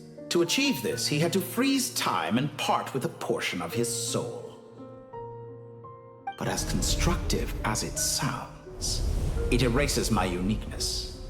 If each segment is equally me, then by the same token, none of them are truly me. A soul living forever in the past inevitably holds different views than he did in his later years. The same thing that completes me also restricts me. You too might ask yourself which stage of your life you want to be preserved at. The day your business failed? Or the day you were framed by a gang and sold off to a medical lab as a test subject? We needn't dredge up the past. This undesirable plan was eventually scrapped. Lesser Lord Kusanali was quite right. I needed an opportunity to eliminate myself. And after that, I concluded that there was no more effective plan than directly splitting the soul. Once the soul is transferred out, you will find that creating a physical body is far simpler than creating a puppet. The other half of your soul suffered a crushing defeat in Nodcry, you know. And yet in the process, I obtained the information I always wanted, did I not? Because now we finally know where the best testing ground truly lies. I once thought your ultimate goal was to ascend to godhood. But as it turns out, that was merely one of your experiments. Experiments take many forms. Most people are too eager for success, too fixated on the end goal. They forget that the experimental process itself is just as important. A suspiciously vacant seat, a new face. I trust you can put two and two together. The reason it doesn't exist is because someone tampered with the record. What can I say? After all your efforts, you really did uncover the world's secrets. So, is the new world you promised a lie? No, it never was. I am glad to be able to control Irmin's soul from within. Now I shall attempt to create a new world inside the existing one. Almost everyone faces the prospect of death, but not a single person has ever been able to experiment unrestrained in the afterlife through sheer force of will. I am the only one to have overcome this enormous challenge. Would I not be letting the world down if I didn't make the most of the opportunity to experiment? Clearly, the dividing of your soul did not affect the magnitude of your ego. Out of all the versions of you that have ever existed, this you is the most insane and the most radical. Is that why you chose to work with me? Which was it then? My insanity? Or my radicalism? Could I call myself a venture capitalist without a suitably ambitious plan to invest in? Yours happened to fit the bill quite perfectly. Well then, I must say, while I am surprised enough that you showed up at all, what surprises me more is that you chose to present yourself as my former subordinate, and not as the banker Pantalone. Why make things harder than they need to be? Exposing my true identity in a situation like this would only serve to destroy diplomatic relations between Snezhnaya and Sumeru. I daren't imagine the consequences. Showing up in the name of the original antagonist gives you the recognition you rightly deserve, while also being sensitive to Snezhnaya's predicament. It was an easy win. As for why I'm here, if you're suggesting that your credit is in the negative, I won't argue with that. Many people say that about you. I'd argue that a significant factor in your willingness to cooperate is the fact that you have but a few years of life left after my death. Living and dying together has a way of binding two parties together rather closely. Is it not true that a relationship should be judged by both the positive and negative returns it yields? So some of what I said actually made it into your head after all. It's true that I hope you don't die too soon, but don't you find that a strange thing for me to say? After all, you've already had quite a long life, especially for a human being. Let's not pretend that you're any more innocent than I am. Are we not the same in this regard? We both despise the existing laws of this world, and neither of us enjoy being under anyone else's control. Is it really so greedy to want the world to operate by a new set of rules? Of course not, my dear friend. And as I've said before, mutual interest is the foundation for the most reliable of relationships. You can attest to that. I just hope there never comes a day when I have to work too hard to prove that. Regrader, sir. People have been spotted approaching Sumeru City. How strange. Despite your access to Irminsol's data, it appears the soldiers noticed before you did. They must have found a workaround. Well, Dottore, I trust you know what this means. The fact is... They're coming. They'll breach the city gates any moment now. But even so, I would say Irminsol is a wonderfully convenient thing on the whole. If you do manage to create a new world, perhaps you could plant one outside my office, too. I'll consider it. What do you need me to do? Stall them? The experiment will take time. Stall them for as long as possible. Very well, but you're really asking for the moon here. Have you heard this story? There was once a guilty man, kneeling in the center of a church while an angry mob outside waited to bring him to justice. He pleaded with the gods, begging them to grant him one final request, the chance to finish confessing his sins before he was sentenced. Many suns and moons passed, seasons changed, and still his confession continued, as if he intended to speak until the end of time. Are you suggesting I worship you as a god? Or were you hoping that I might confess my sins to you? Certainly not the latter. That would make my life miserable indeed. For someone who despises them so, you never seem to have any objections to me creating or becoming one. At first, I thought you'd be furious. Concerned I would terminate our partnership, were you? Not at all. You had reasons why our partnership must continue. Don't you find people's attitudes toward gods amusing? A god descends from the heavens and people worship it unreservedly, blindly following whatever rules are given to them. And yet, when they see an ordinary person gain godlike levels of power by virtue of their own hard work, they treat him with nothing but suspicion, even if he is a compatriot. Is that supposed to be a compliment? No. I was just thinking. I pity the man who would call you a compatriot. There's no need to be so self-critical. For someone who despises them so, you never seem to have any objections to me creating or becoming one. At first, I thought you'd be furious. Concerned I would terminate our partnership, were you? Not at all.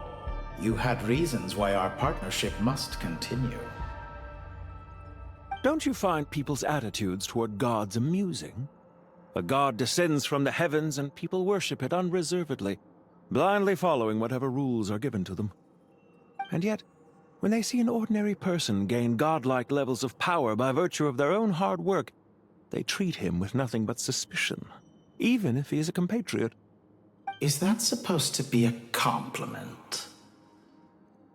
No. I was just thinking. I pity the man who would call you a compatriot. There's no need to be so self-critical.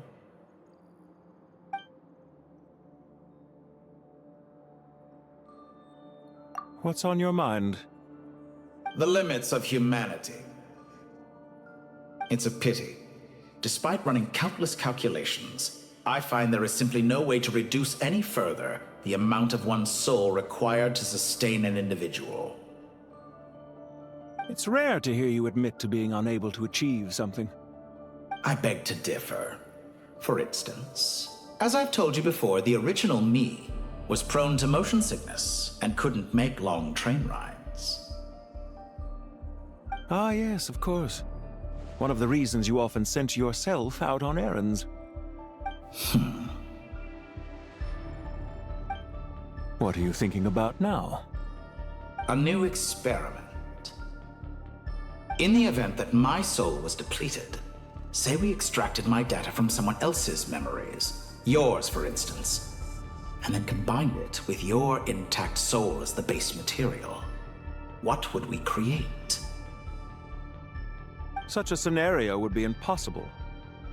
Oh? As long as your current soul survives, there will be no need to create a new individual. Don't forget, you were the one who approved of the present situation wherein only one Dottore remains. And if you ceased to exist, who would be capable of performing this experiment?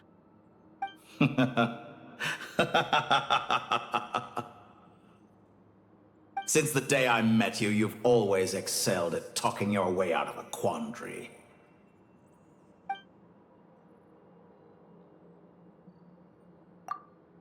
Isn't it a little too early to be saying goodbye? Not that I wish to keep you from your business, of course. Very well. Let's leave the conversation there for now.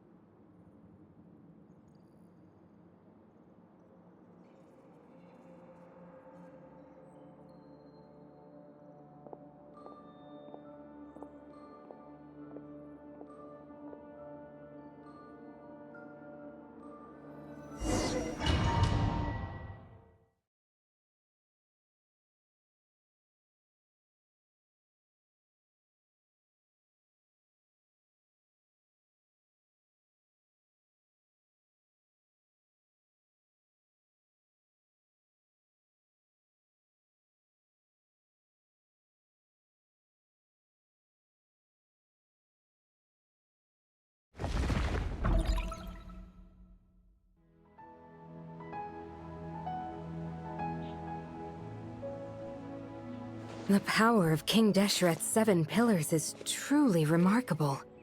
With just a chessboard, you can move an entire unit across the material plane. Yeah, sets us up for a much easier fight. Really makes my day. The last time we stormed the city, it involved a lot more running around.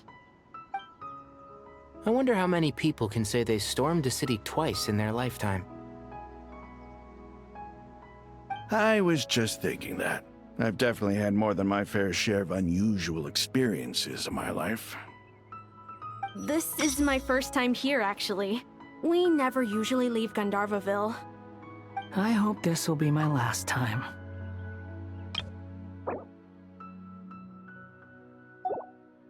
Does everyone have to chime in? Can't we just fight? What an amusing comment, my dear lady. Yet humans often alleviate tension via small talk, do they not? Whoa! Why is Candace's shield talking? Because the image on her shield is one of me. And I, of course, can appear wherever I wish to.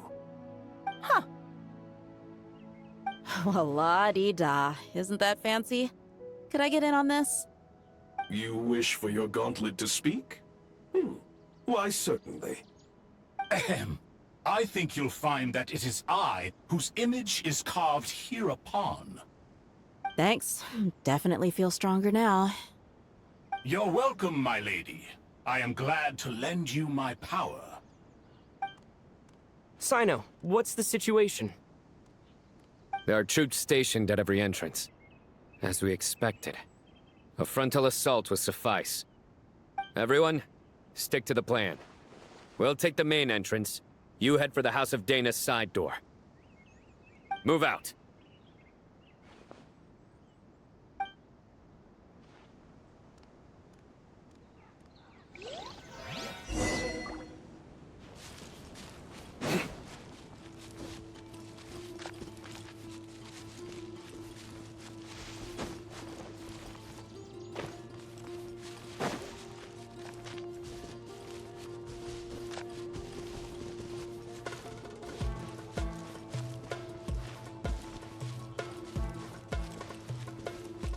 Out of my way! Take this! Now it's your Watch out! Get lost! Thank you, Jet. You gotta be more careful. If you're not ready to put your life on the line, you can't be certain of defeating your opponent. She's right. Keep your wits about you, Rana.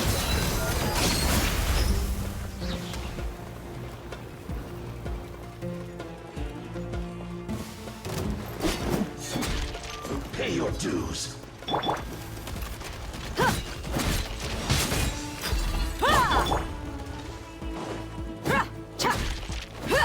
Look alive! Futile! No escape! Do your worst!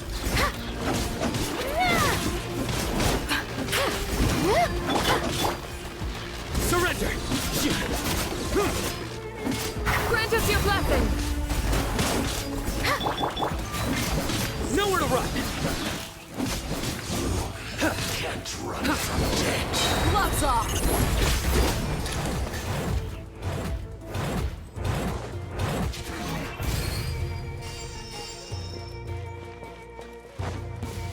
Take them out and secure the harbor.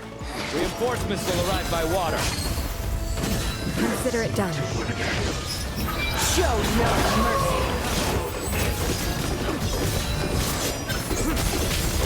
You stay condemned! Please! You need to hurry up! Yield! Let's get it on! Ha! We shall prevail! An unfortunate fault!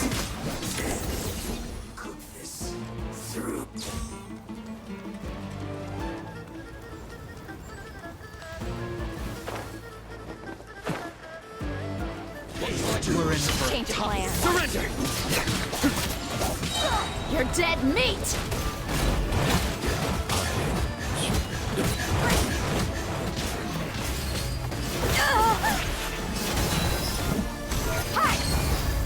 Judgment is upon you. Your penance is due!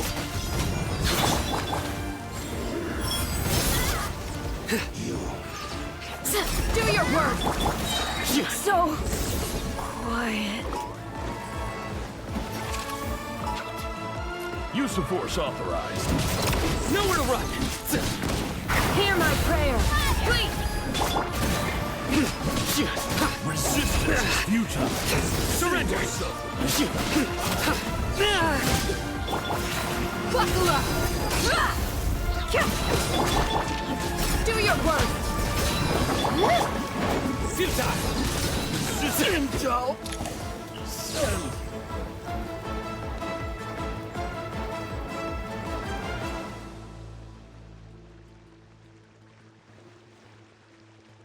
Waterway secured. Brothers! Sisters! Perfect. Just in time. Welcome. Once we've linked up, we'll continue the advance. The team has arrived at the north entrance, as planned. Good. Press on.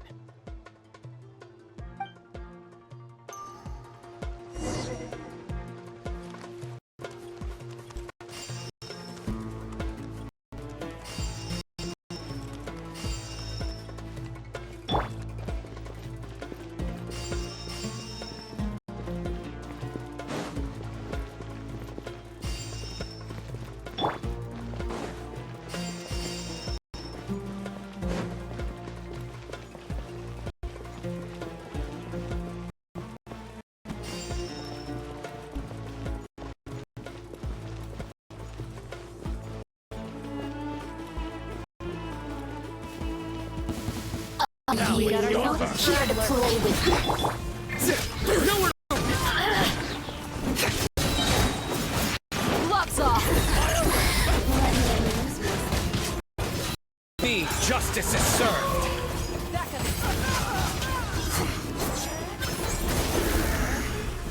Guilty! We shall prevail! Yield! Let me amuse. Surrender! Just. What are we doing? Look alive!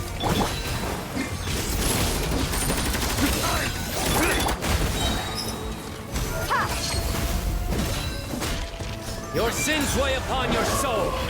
You stand condemned. Take too long. Wait!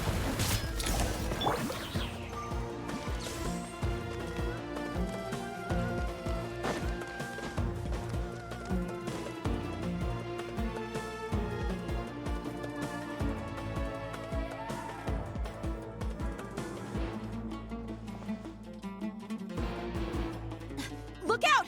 It's an ambush! Finally. We need to hurry. Take the middle road now.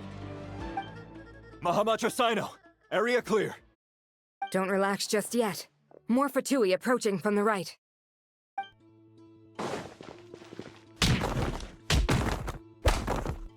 Irminsul cannot track our movements. If necessary, we could split up. Don't worry. We'll wipe them all out. As you can see, our people came raring to go. Good, good. How are things with the Traveler? Can Tainari keep him safe? Don't underestimate Tainari just because he's a forest watcher. He can handle it. All right. You know that's not what I meant.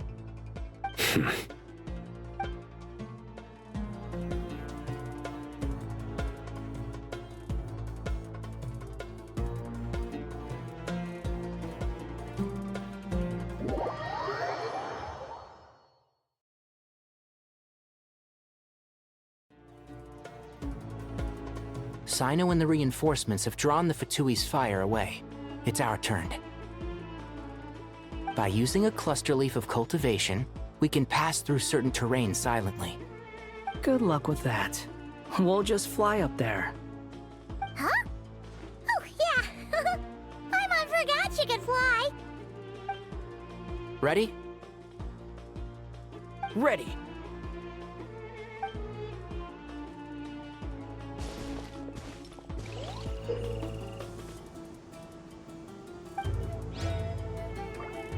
On with the forest!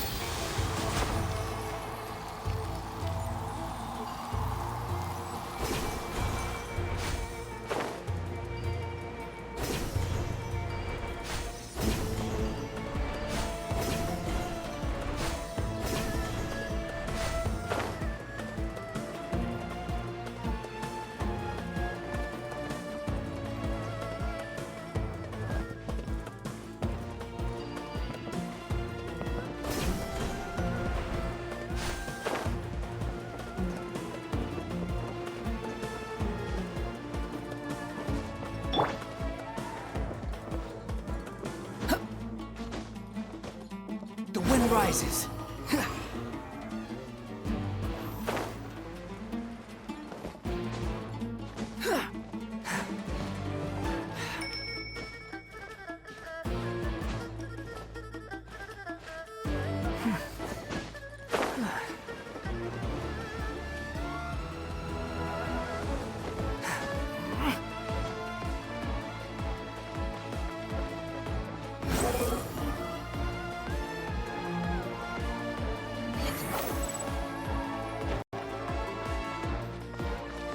Not this time.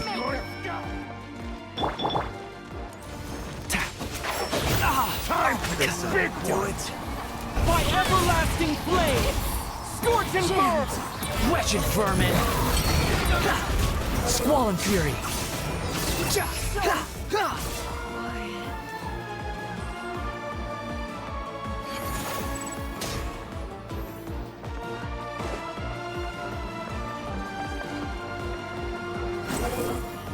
Search for it!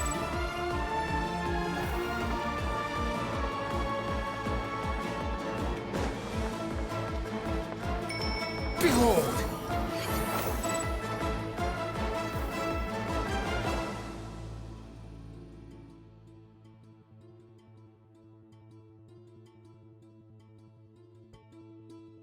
Fatui soldiers up ahead.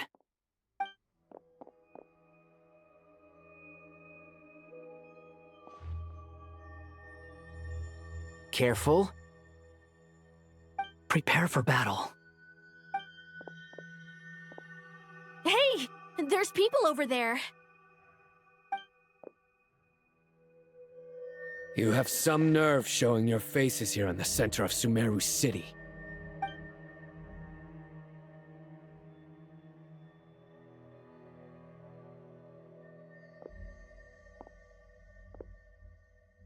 You're right on schedule. Well, this guy sure as heck isn't your average Fatui sergeant. They've stationed quite a few people nearby. It definitely looks like they were waiting for us. But something feels off.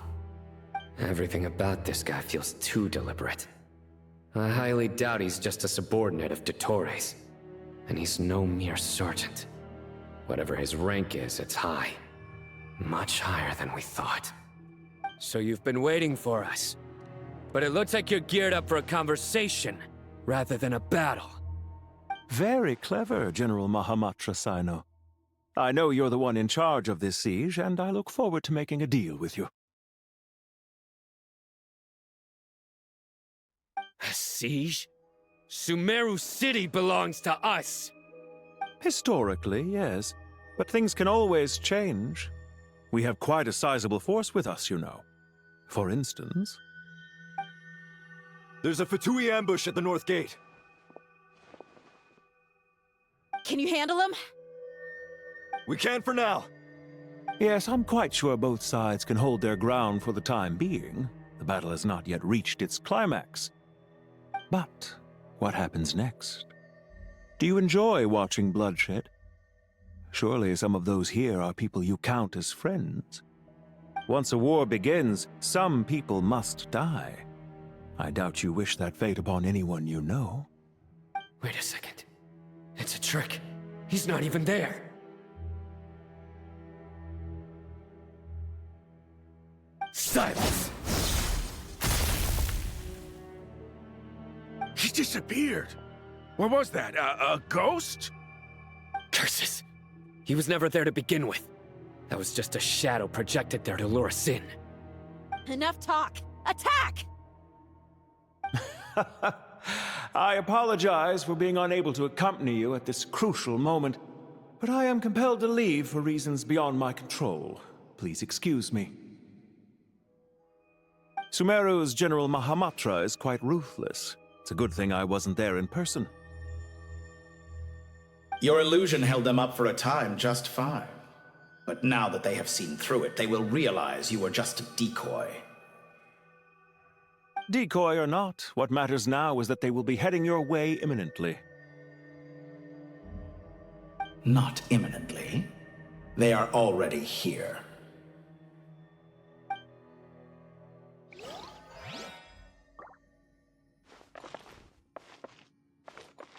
Quick, the wind rises.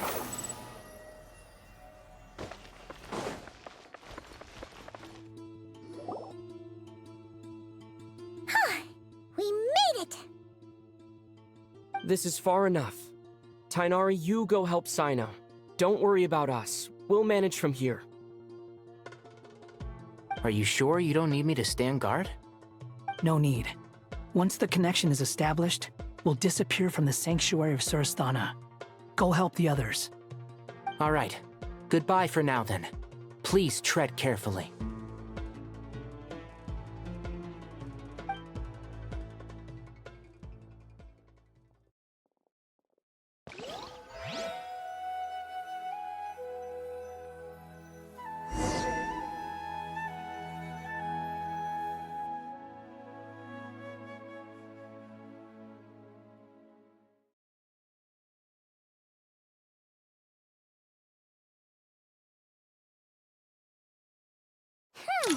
Now where's the interface Nahida mentioned?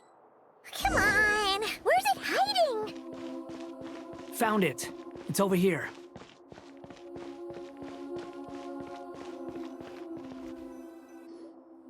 We can connect to the inside of Irminsul through the Sanctuary of Surasthana's built-in security system.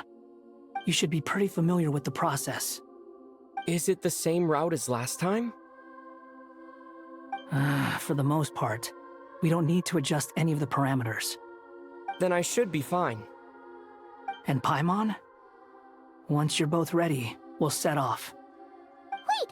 The stakes are way higher this time, right? Maybe Paimon should stay outside and help the others. Then, you can focus on the fight without having to worry about Paimon. Huh? Why are you staring at me like that? It's nothing. I just suddenly realized how much you've grown. Hey, you've grown quite a lot yourself. Don't you two start getting into it again. Well, anyway, Paimon thinks she's pretty knowledgeable. Who's the best guide in Tavatigan? And don't forget, Paimon's a college student now. If we say Alhatham's not a weirdo, it's hard to explain how he came up with the idea of you applying to the academia. But for all that he counts, you're doing surprisingly well in your studies. Just goes to show how important it is to have someone supporting you. And Paimon's not the only one. Let's not forget that you only became a student because of Nahida's personal recommendation. That's fair. I have learned a lot in Sumeru.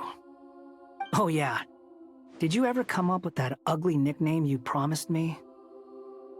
What? No way! We're friends now! Paimon gave up on giving you one ages ago. Anyway, isn't Hat Guy enough of a nickname for you?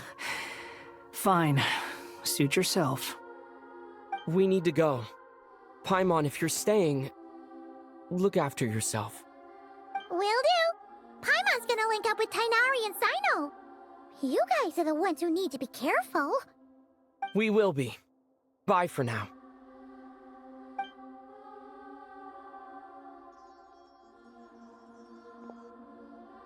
Initiating connection.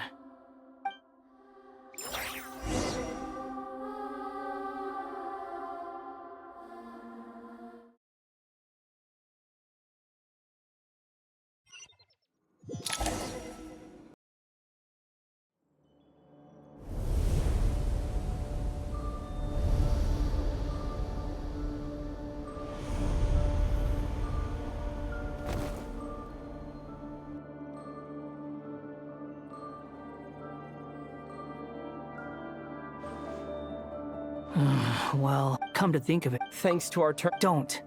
Listen to me. Don't even All right.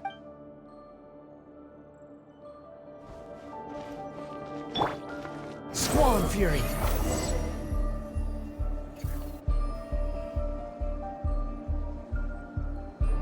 This place looks so different from how I remember. It's a Must be Dottoro's doing. Either he's searching for... It's still changing. He has to know we've entered Irminsul. But luckily for us, he can't be on your guard. Don't let him find us. The red parts have probably been corrupted by Dottoro's power. Don't touch them, or you might alert him.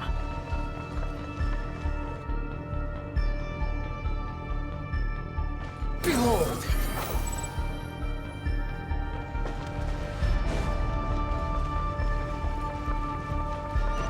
He's looking for us. Tread carefully. That wall could be a problem. Fortunately, it looks breakable. Give it a shot.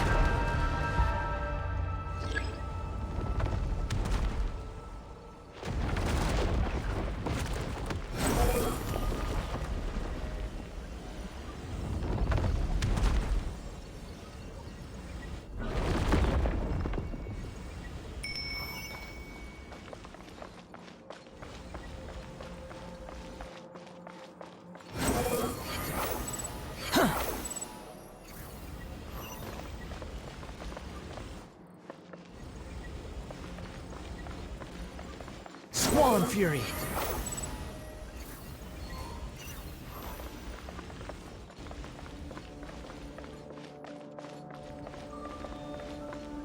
Behold! Upon the gale!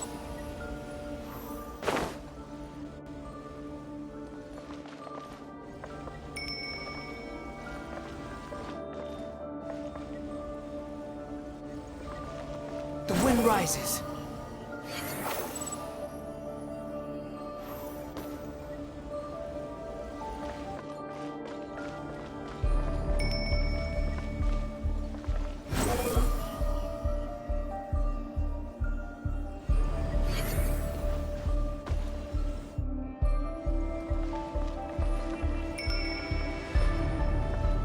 Squall Fury!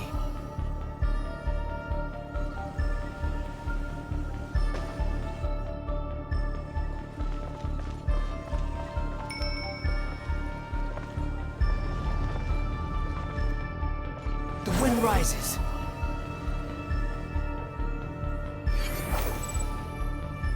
The same old trick again? Are you kidding me? Let's handle it just like we did before. This cheap trick isn't gonna stop us.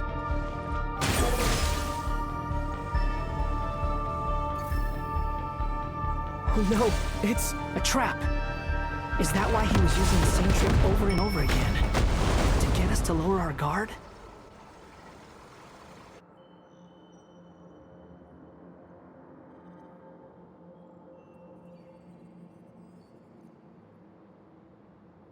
I'm trapped!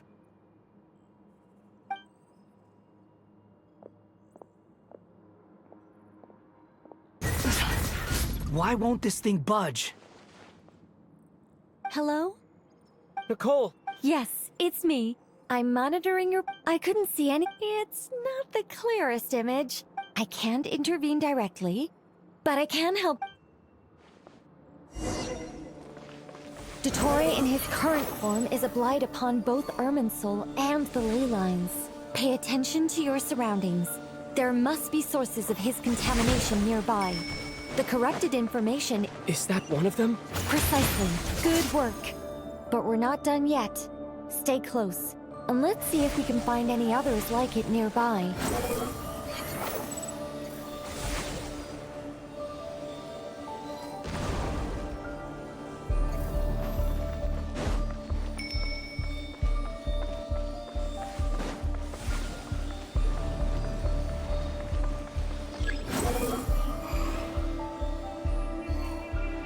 This must be another one. Agreed. Now... Oh, wait! Watch out! It's Dottore. I think he's found us. The seal is broken. Quick! Get out of there!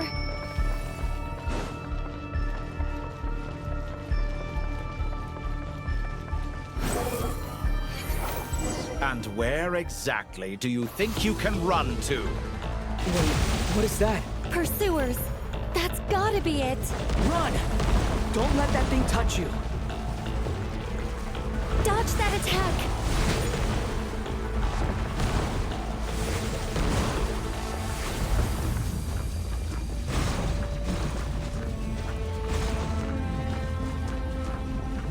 There's more than one path.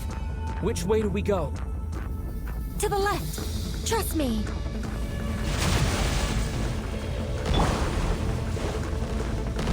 Fleeing like vermin. What a pathetic sight. Hey! Watch yourselves! Stay focused! There's a cliff ahead. Jump! More of those corruption sources. Destroy them as you did before, and open the exit as quickly as possible.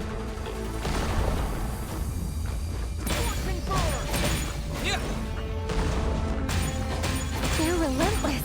Is he trying to wear us down? You'll just have to destroy these two.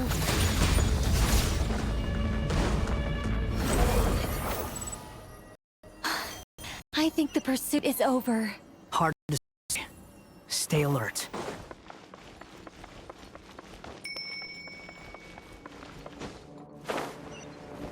Behold!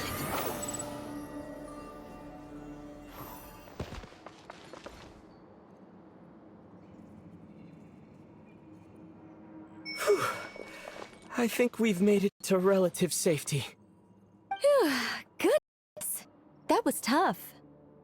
You doing okay? I'll be fine. Don't worry. Take a short rest, and then... Nicole? Nicole! The connection's been cut. But that means... Look at you supporting one another. How very touching.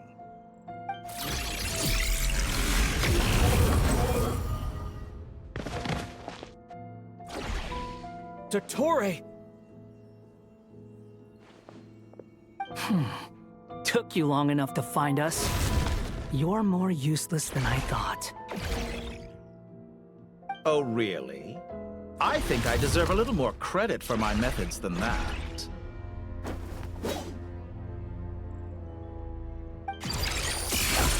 Rather than hunting you down, I chose to let you roam free.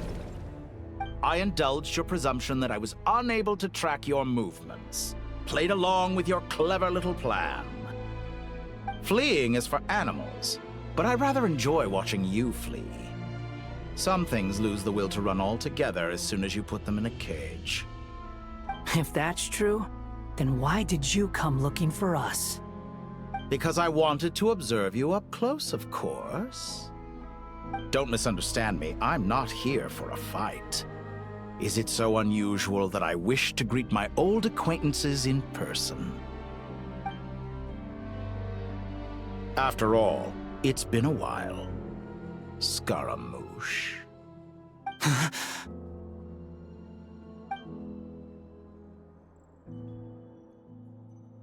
Why are you so afraid?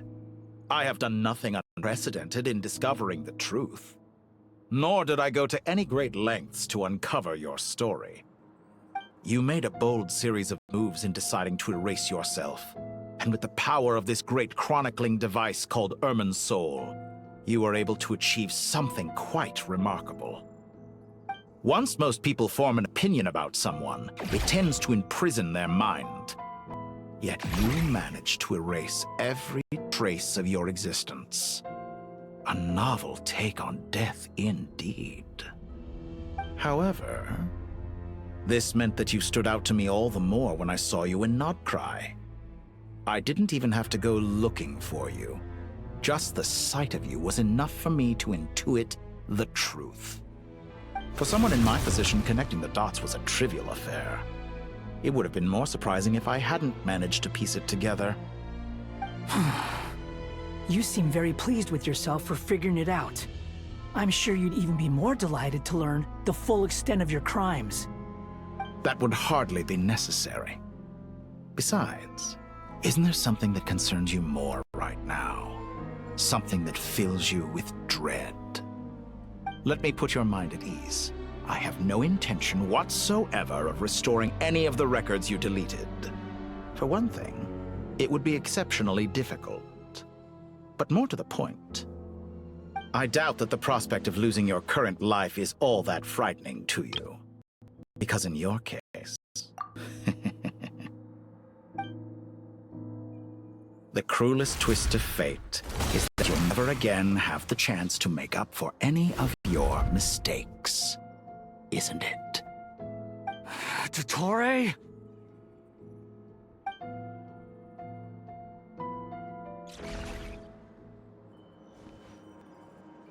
All here shall bend to my will. Time to ignite!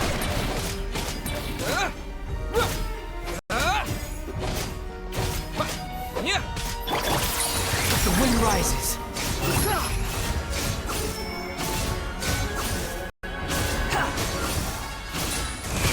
How amusing.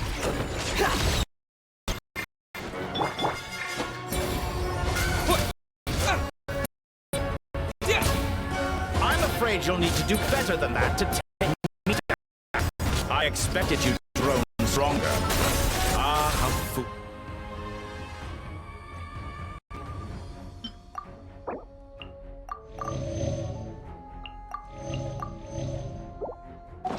foolish of me. I forgot to lack any means to increase your power. You will pay for everything you've done! Oh, will I? Behold!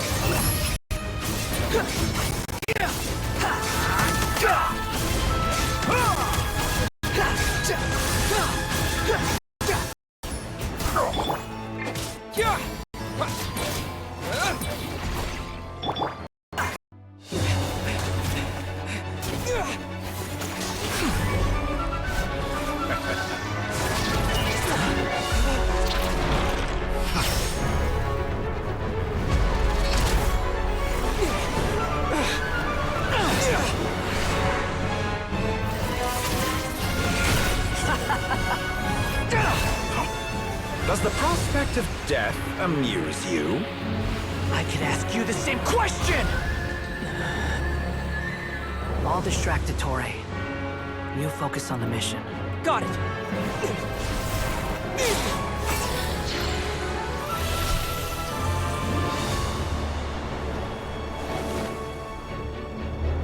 For the hopes and dreams of the masses. Open the secret door on this enchanting night. May wisdom's light eradicate ignorance and darkness, and hereby fulfill our ancient vow. Commence data extraction.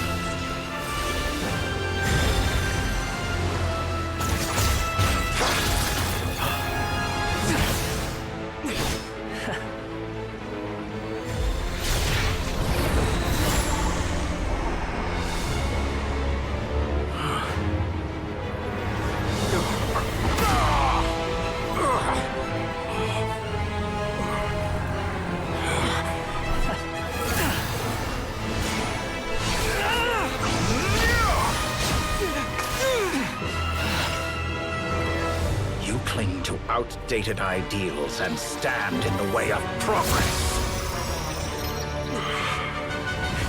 You will pay for interfering with the grandest experiment of all time.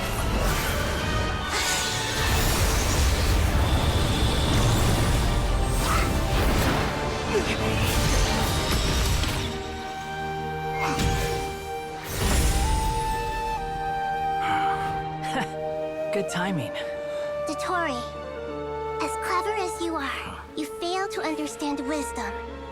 Wisdom takes many forms, but the path you have chosen eschews them all. Huh.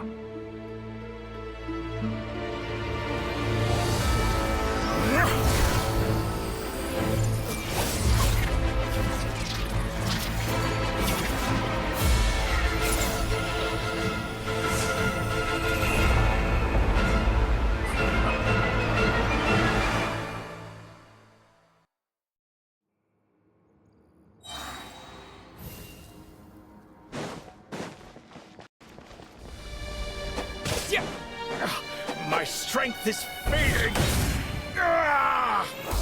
Since you are within Erminster, it stands to reason that any power you wield comes from it. You're extracting the information from Irminsul just to strip me of my power.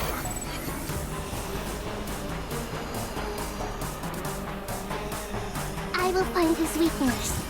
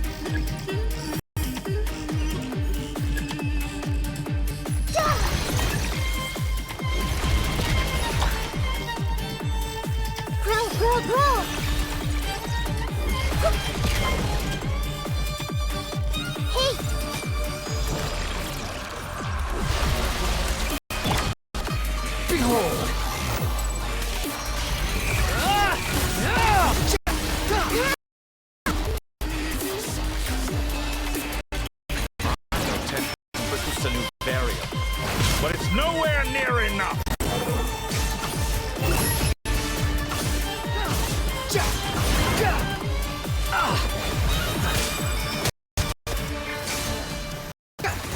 Just like a time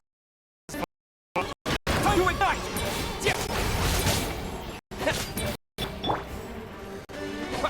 Just like a little buzzing fly.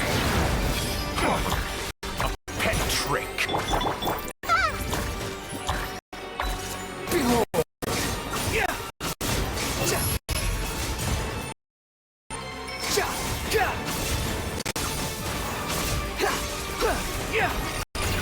Quit following me. Committed to memory. Yeah. Scorch and burn!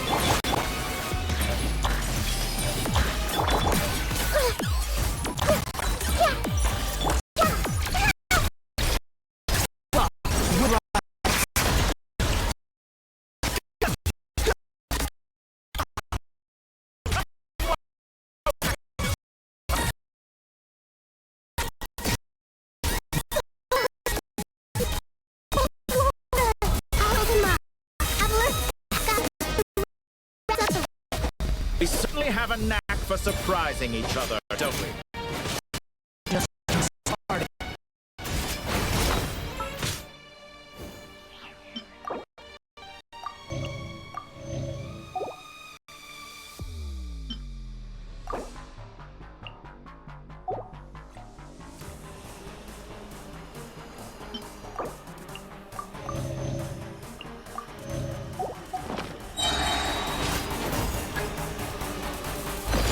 It's time! Say your prayers! Stay on the offensive, but watch your back. Scorch and burn!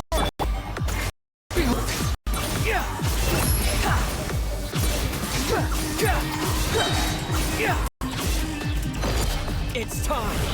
Say your prayers!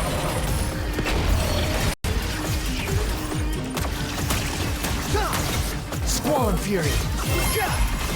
Let's try this! Miso no Hitotachi! It's time! Say your prayers!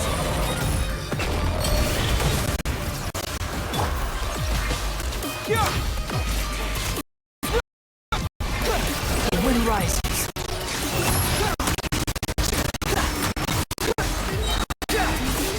Burn all! It's time! Say your prayers!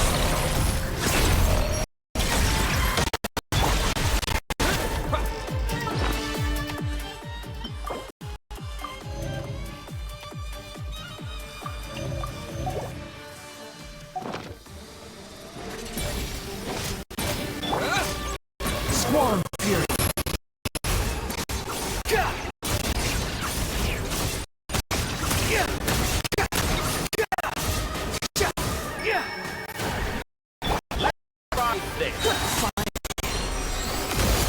It's time! Say your prayers!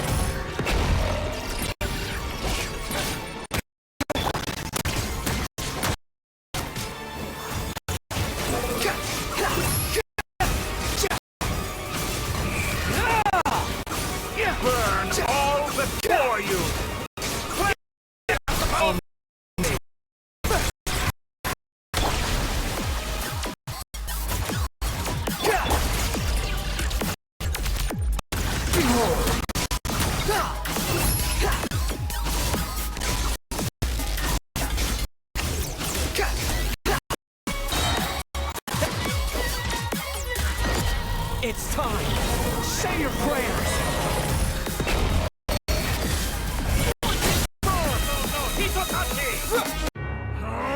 That's enough!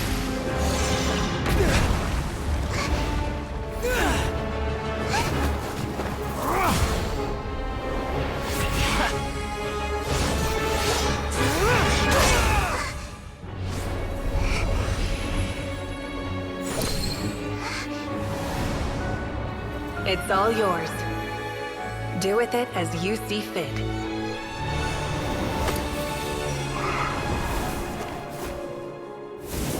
Just as you say, this world is home to some archaic things. And as you suppose, you are a formidable opponent. You have long coveted the secrets of wisdom. So now, I will demonstrate true wisdom in action. I invoke my supreme authority as the keeper of Irminsul. Commend me or condemn me. But give your verdict now!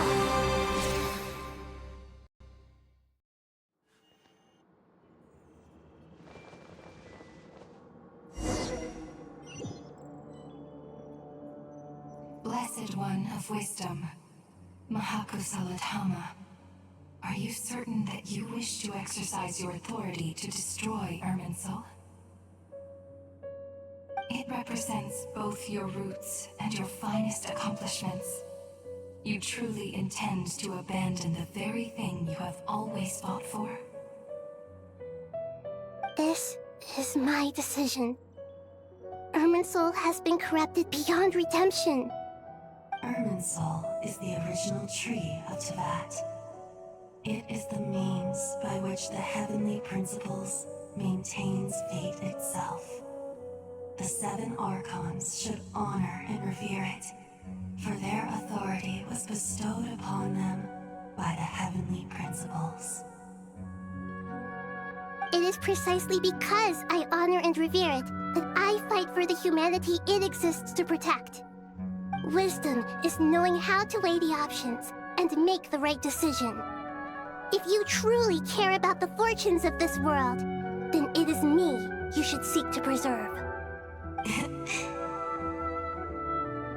Planting a seed begins the chain of cause and effect. Since you have become a great tree yourself, why should the loss of another tree be anything to fear? Till we meet again, Lord of Dendro.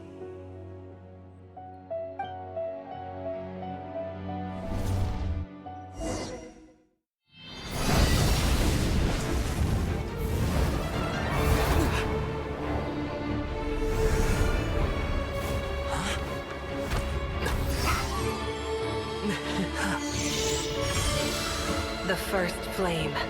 The pure, cleansing fire.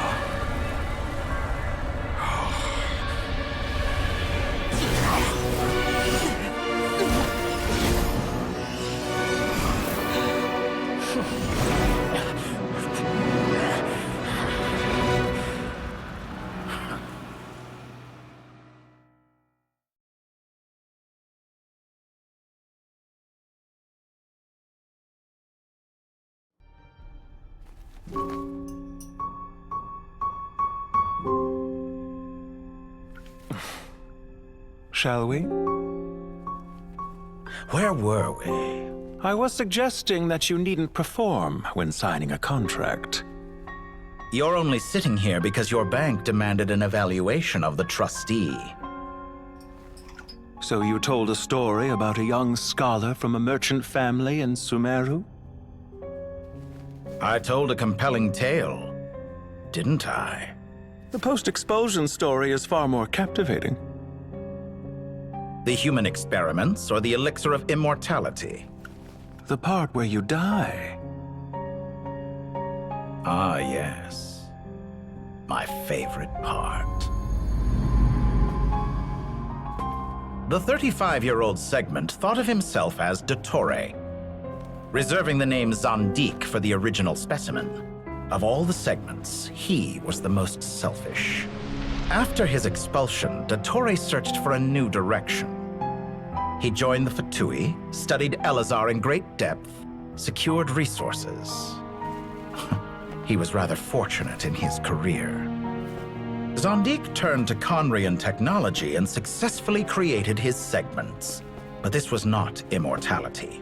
Even with backup segments, his body would still age. Still, thanks to Snezhnaya, Zandik found the ideal base for his experiments. Then a perfect partnership materialized at a crucial moment. The year that both parties realized they needed more time. Fortunately, Zandik succeeded. In a miraculous turn of events, he gained the extra time he needed. I seem to recall it differently. All right, it's true. No matter how much elixir he took, Zandik remained human and continued to age. Then, on the morning he turned 85... Help me up! Call for help! Surely he would be rescued, Zandik thought. But to his surprise, no one helped him. Zandik was too selfish for that. Don't forget, you're one of us. Yes, and we're all waiting. Waiting for me to die. Pantalone arrived for a meeting and happened to witness what followed. He found it unsettling. I never said that. But the Zandiks were unfazed. It was a rare opportunity for self-dissection.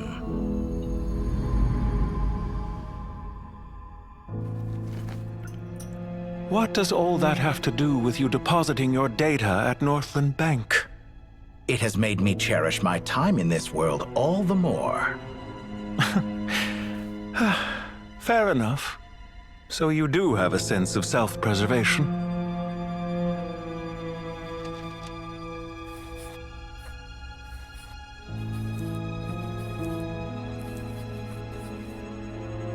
What do you mean? You're hardly normal, and you don't cherish life. You just don't want to admit defeat in the limited time you have. Even so, don't I deserve an interesting ending? I'm counting on it.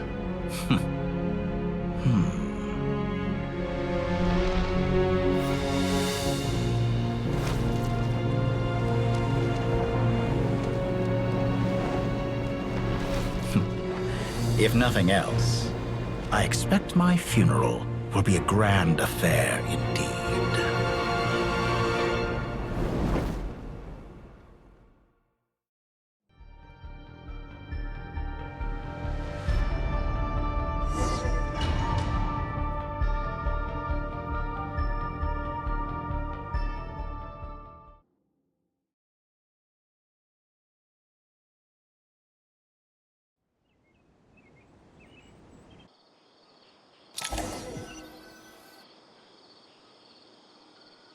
What a magnificent fire.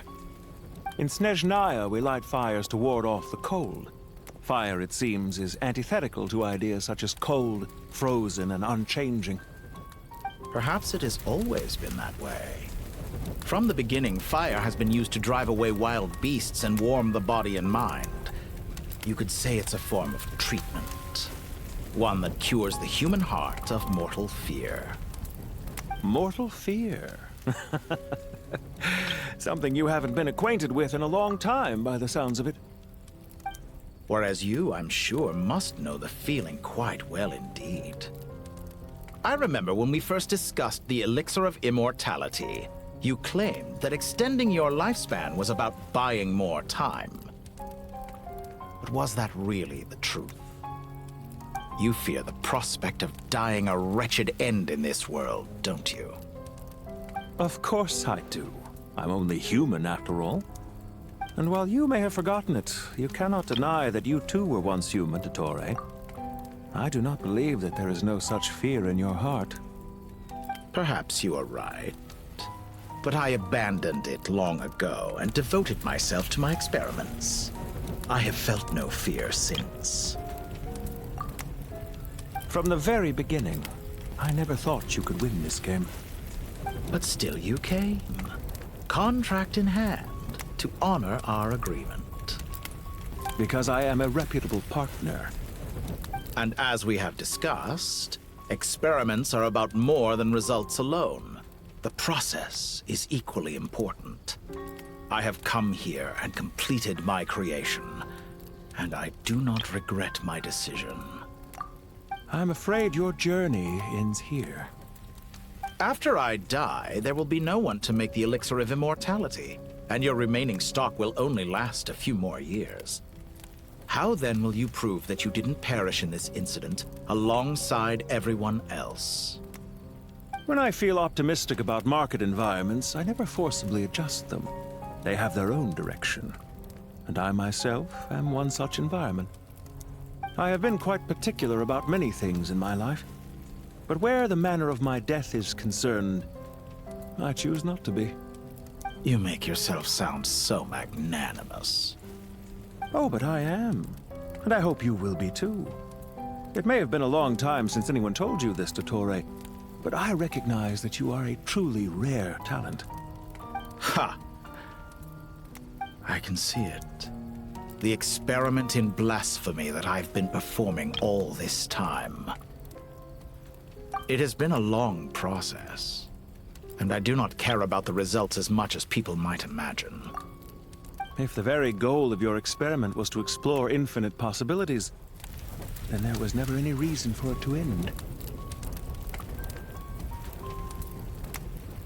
Indeed.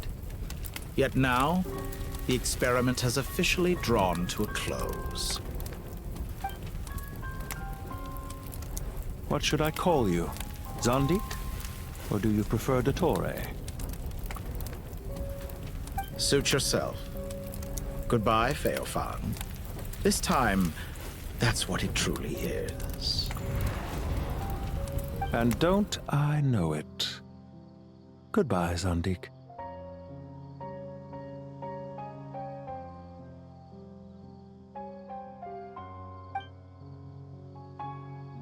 I could have carried out many more experiments, but to me, Lord of Dendro, this outcome is certainly not the worst.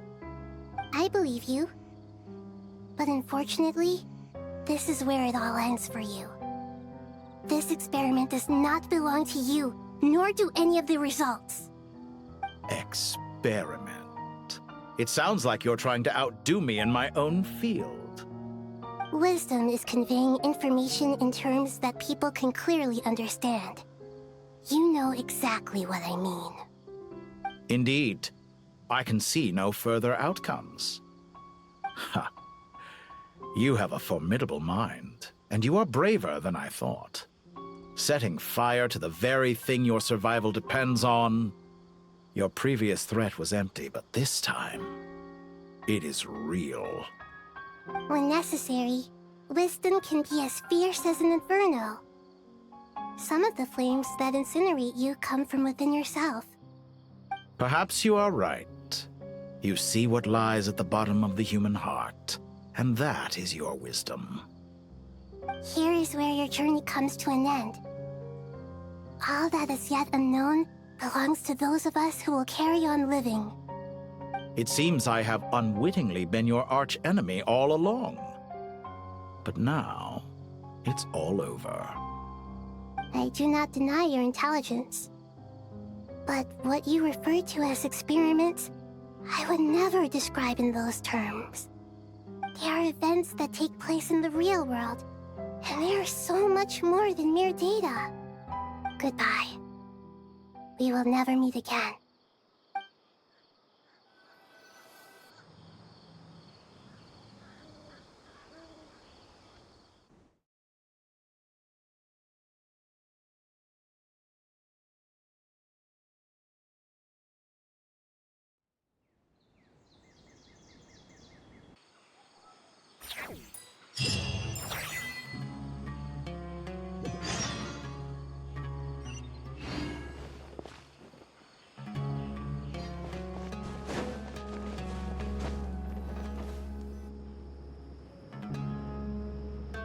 Well, that's the last of them.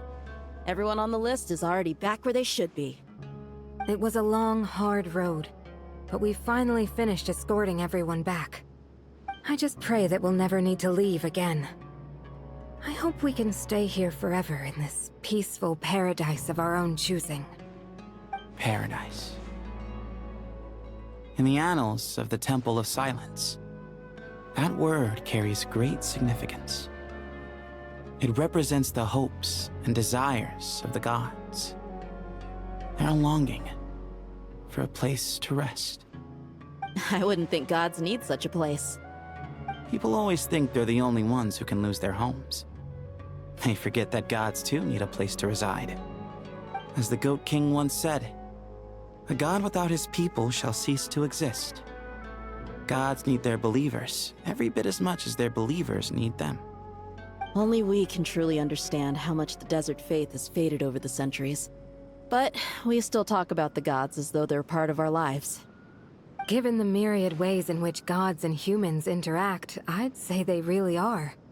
How else could Dunyarzad consider the Dendro Archon a friend? Well, that sounds about right to me. Describing them as friends sure makes us feel a whole lot closer. If you told me a few years back that I'd have this many friends, I'd have called you a liar.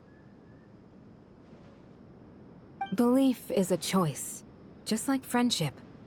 We've made our choices through battle. The right ones, wouldn't you say? I'll be heading back to the Temple of Silence. I heard the Goat King and the Ibis King decided to pay us a visit. How about you? It's back to Aru Village for us.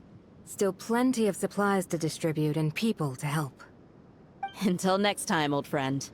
As long as you can find the time, you're always welcome to visit us in Aru Village. Right back at you.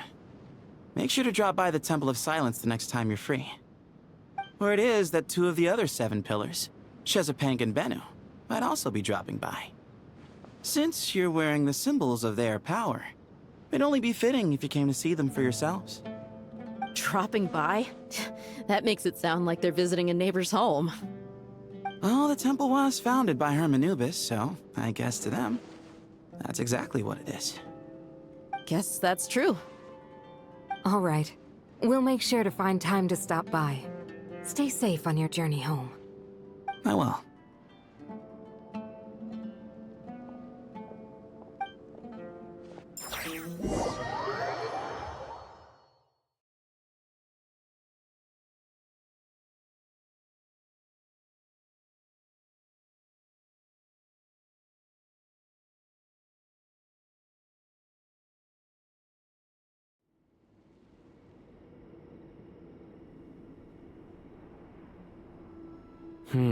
You do have a point. See? Retirement has always been a problem, especially for old-timers like us who've been locked away all these years. You finally step out into the light, and bam! You're face to face with a whole different world. Naturally. What do you think, Layla? Huh? Why would you think to ask me? How could I possibly be qualified to decide where the servants of King Deshret should live? Sorry if my question was unclear. Do you think their statues will stand out too much if we place them here? Hey, I never agreed to this. How could we possibly allow our statues to be left in Hermanubis' home? That would be like breaking into someone's house, then pretending it belonged to you in the first place. Different beliefs can coexist. We still need to respect one another. By which you mean, you two plan to stay at the Temple of Silence, for a while at least, but you have no intention of relocating your statues here. So, you see this as sort of a family visit? Is that correct? Family. Huh. You could say that. In a sense, Hermanubis would view this as his home. Just look at this place. Magnificent, is it not? The sad truth is, in the past, all three of us invested so much into misguided ventures. We failed to build what we should have, and wasted so much time instead. And what do you mean by that? I mean that for the most part, time spent associating with the likes of Sobek, and, let's say, Thoth, might reasonably be considered wasted. Why does that not surprise me? Go on. Anyway, given how much time we'll all be spending together, I'd say that the bonds we built will end up proving to have been a sound investment. Once Sethos, the current leader of the Temple of Silence, returns, you can discuss the matter of staying here with him. But judging by the expressions of everyone here, I imagine you'll receive a very warm welcome. This sacred ground houses untold knowledge, after all. What better place for the servants of King Deshret to appear in the mortal world? How about we share a meal together first? I imagine it's been many years since you last tasted fresh food. Oh, that sounds wonderful! After so many hundreds of years, I can only surmise that desert cuisine has become a lot more varied. Are we having a get-together? If you'd like, I can help prepare some food. After all, Lord Thoth, you helped me so much in the desert, and I still haven't properly thanked you. Oh, my, that would be wonderful. I'm touched that you still remember. How the times have changed! To the people of today, it seems the Ibis King has become a kind and passionate god. And you, Mr. Herreshoff? What kind of god do you wish to be? To be honest, I haven't given it much thought. How about you, Dendro Archon? Do you have any hopes for your future? Me? I'm very happy with my current life. Forgive my bluntness, but you do not seem to derive your authority from majesty and might, like Lord Al-Akhmar. Clearly your approach has its advantages, but also its dangers, don't you think? I do, but projecting a majestic front doesn't really suit me. Besides, my relationship with others isn't simply one of a god and her people. Not putting on airs might earn you more adoration. Exactly. Besides, I really like parties where everyone brings their own food, and we all come together to share. You should join us. I'm sure you'll find it fun. Last time when we got together for a picnic near the Avidia Forest, it was quite the occasion. Seeing as you're already here, how about we hold the next one in the desert? Can we do that? Wouldn't Tainari have to transport a ton of drinking water? Don't worry, I can help out.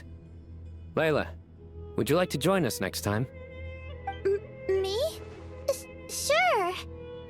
The more the merrier. That way we... Don't take this the wrong way. I just think you should know. When it comes to passing the time, chess is more our thing. In that case, Dendro Archon, what do you say? If I were to compete against you, I can't say with certainty I'd win, but I certainly wouldn't mind giving it a shot. Where's Sobek? I'm sure he'd be good for a few rounds. Cards, cards, cards! I'll always prefer chess. I wonder what variant of chess we're talking here. Mr. Thoth, is there some sort of astrological significance to this game? Oh, I'm glad you brought that up. As long as the leader of the Temple of Silence agrees, we can search Hermanubis' place for books to teach you how to play.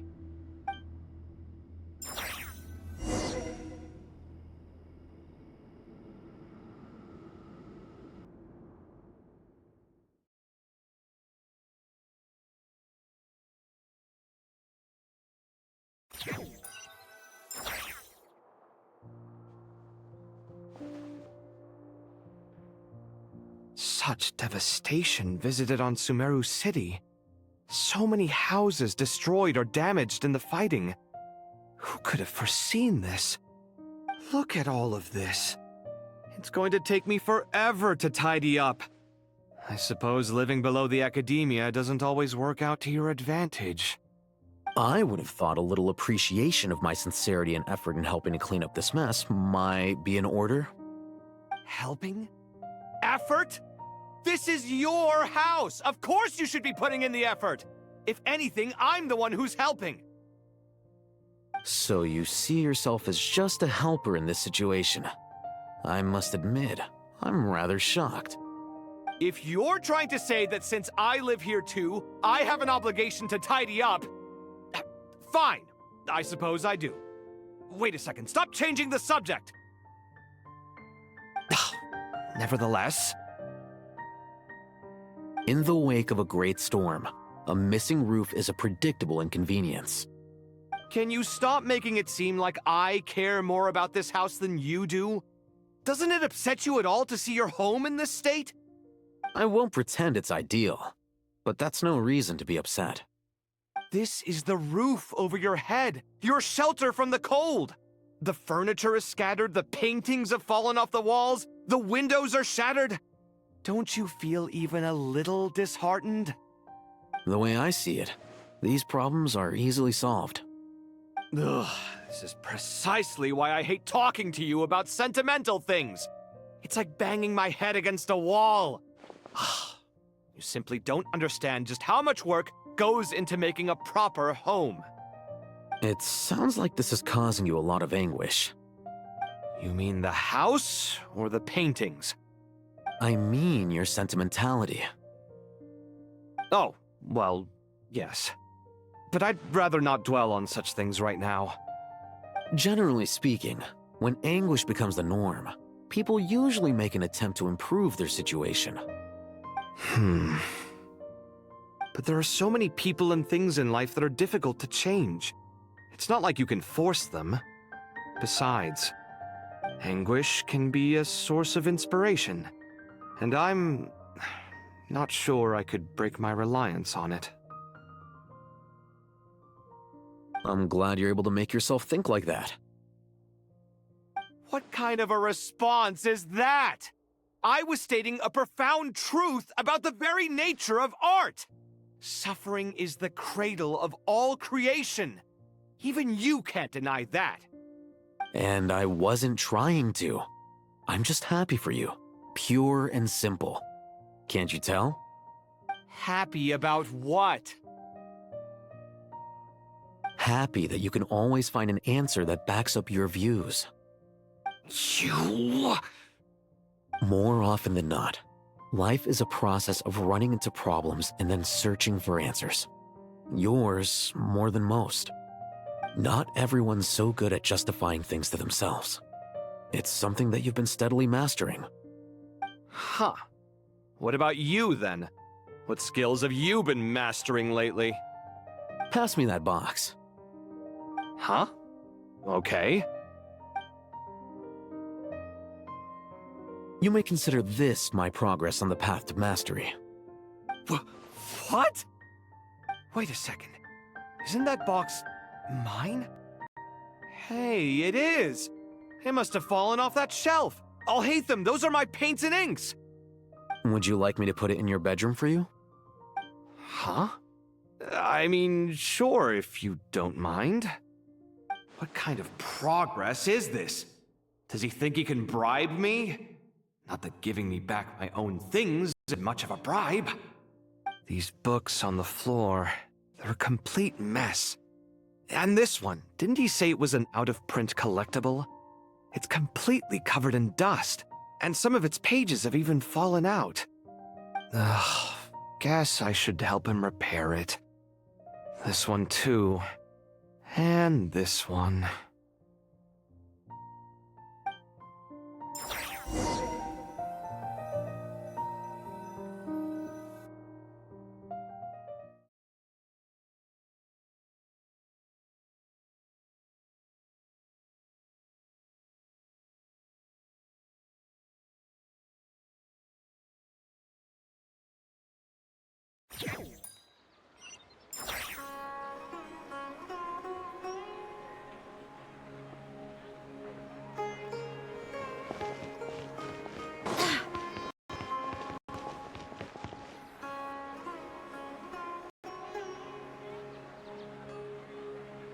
magical scepter piece. Important. Such a bright future ahead. I can picture the Mora just rolling in.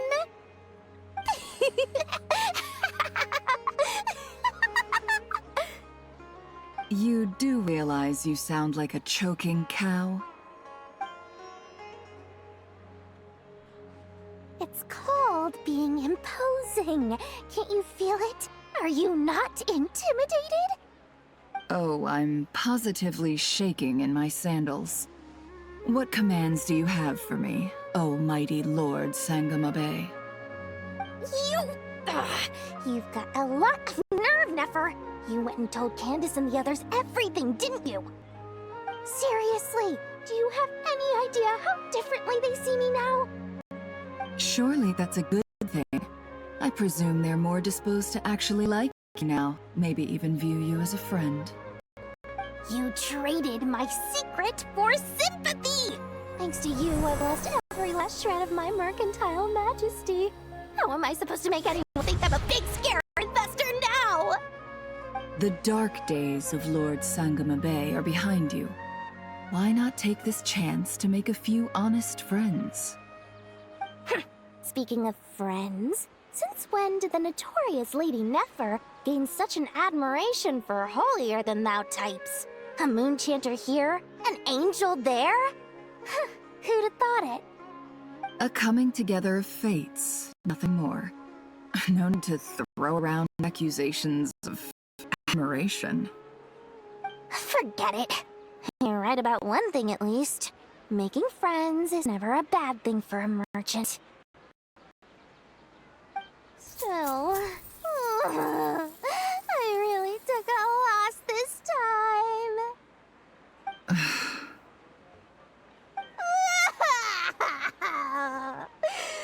What are you looking at? I'm trying to see if you're really crying or if those are just crocodile tears.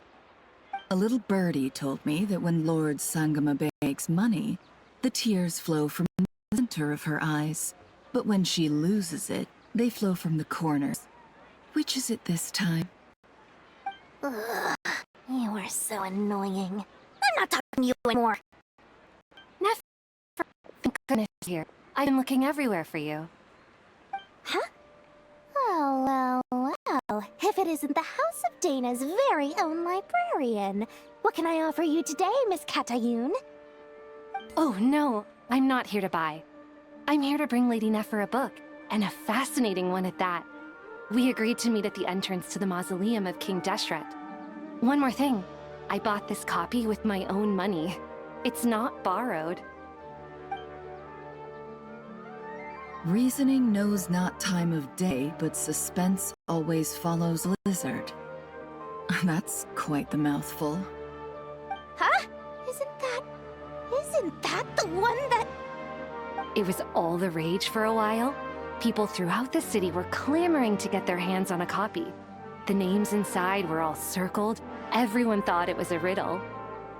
Don't bring up that book in my presence. I don't even want to hear its name. That thing was nothing but a scam. Surprisingly enough, I've actually heard of this book, though it doesn't seem of much consequence. So, what truth lies behind it? You're from the Vahumana and you're asking me what the truth is? I'd say the actual truth was about the least important part of the whole episode. I brought you this book because it probably has the most interesting backstory of any in the House of Dana's collection, at least in recent years. As for its quality, well, you can judge that for yourself. Don't tell me it's actually any good. You may not know this, Lord Sangamabe, but Lady Nefer has a fondness for books with... how should I put this? Mixed reviews? No eye for good literature, huh? Perhaps she feels that bad books hide interesting secrets? But I shouldn't put words in her mouth. It's probably fair to say she prefers the conversations that books can spark over the substance of the books themselves. Suits my style as an intel broker, wouldn't you say? Very interesting, thank you. Return it to you when I'm done eating. And as it happens, I have something for you, too. Incense? I imagine you've already used up the incense I gave you last time. Here's some more. This batch is from Nodcry, so the scent won't be quite the same. Well, actually, I've been saving the incense you gave me. I couldn't bring myself to waste it without a special occasion. But I'll gladly accept this too. And I promise I'll use it this time. Katayoon haven't changed a bit.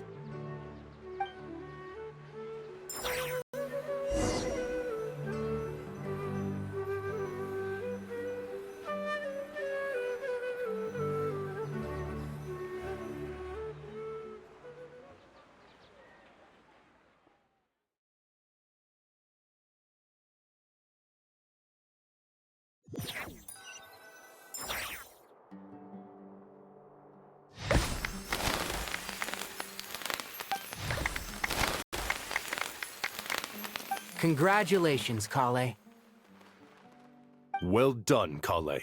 After studying for so long, you've finally become a full-fledged ranger.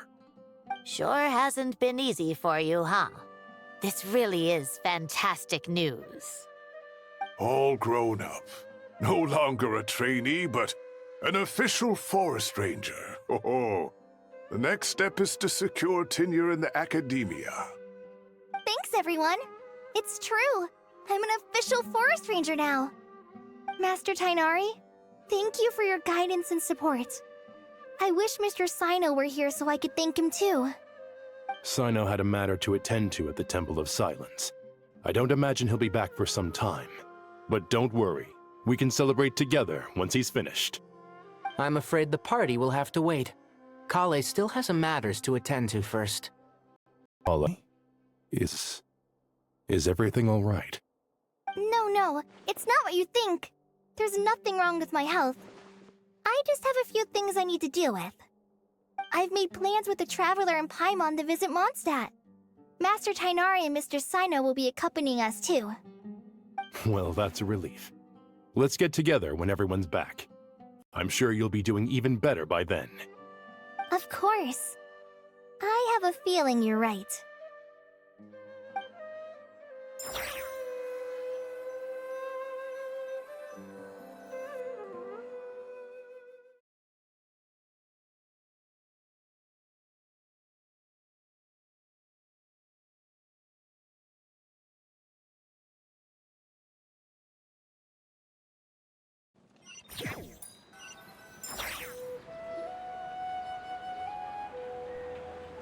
Phew!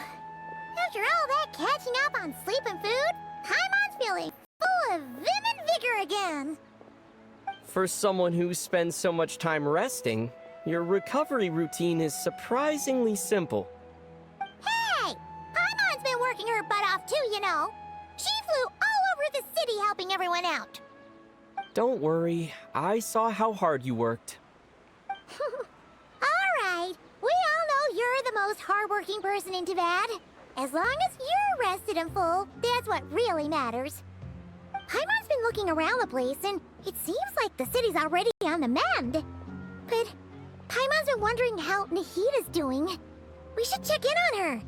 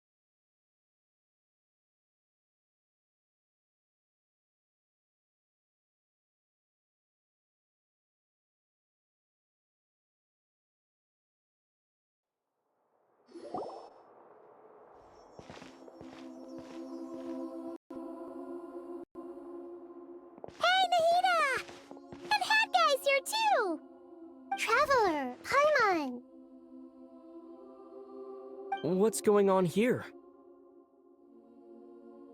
Nothing much. Nahida was just expressing concern for my physical and mental well-being. Oh, the Traveler told Paimon all about that. We've both been very worried about you. Are you feeling alright? You make it sound like I'm on the brink of some kind of breakdown. Truth is, I'm doing much better than you might imagine. If we can just get to the bottom of Dottoro's intentions, we can minimize his negative influence. That's the sort of thing I excel at. Just listen to that newfound optimism. It seems like having you enroll in the Vahumana was a truly inspired move. I can really see the positive influence. Observe, a classic Sumeru specialty. Chalking everything up to education and learning. To be honest, even I can sense the change in you. Everything Dottori said to you was a way to manipulate your mind. Fortunately, you're no longer under his sway. Can someone as old as me really continue to grow? If it helps, just think of yourself as a late bloomer. It's all a matter of phrasing, and it comes down to what standards you measure yourself by. For a puppet, developing at such an age is perfectly normal. But if you choose to call yourself a late bloomer, it sounds more like you consider yourself human. However you see yourself, well done. Alright, I see what you mean. Anyway, what's your next step? What else can I do but complete my current courses? Everything else can wait. Anyway, that's enough chit-chat. There are still things in the city I need to help out with. I'll be heading there now.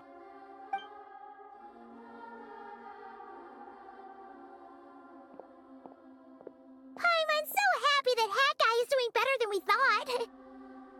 But what about you, Nahida? How are you holding up? The pyronosis burned down the corrupted Irminsul. The flames blazed for 7 days and 7 nights before they finally subsided. All that was left were the parts underground. Now, Aru shoulders the responsibilities that once belonged to Irminsul. The situation was contained before it got out of hand, so Tevat's most vital information has largely been preserved. Irminsul has a strong influence over you, doesn't it? How will you cope now that it's gone? There is no need to worry. Thanks to Nicole's extraordinary talents, my connection to Irminsul has been severed and transposed onto Aru. Angels can do things like that? They can. Such abilities are precisely what makes them so powerful. The goddess of flowers, Nabu Malikata, once claimed that she too could perform feats beyond the reach of mere mortals. In my eyes, much of what she went on to achieve reached such transcendent levels. Her and Nicole really are both fascinating and magnificent. So, does that mean your situation is stable now? Correct. Just imagine that Aru has become the new Irminsul, and the essence of my existence has been bound to it. The wisdom of Sumeru has ultimately converged into a single, unified entity. Should we ascribe this all to fate, or is it merely fortune? Whatever it is, the important thing is that you're okay, Nahida. Dendro Archon, Lesser Lord Kusanali. Oh, thank goodness you're here. Greetings, Traveler and Paimon. Sir Nepis, do you have something urgent to say? Yes, there's something I need to report. We've received a message from Snezhnaya.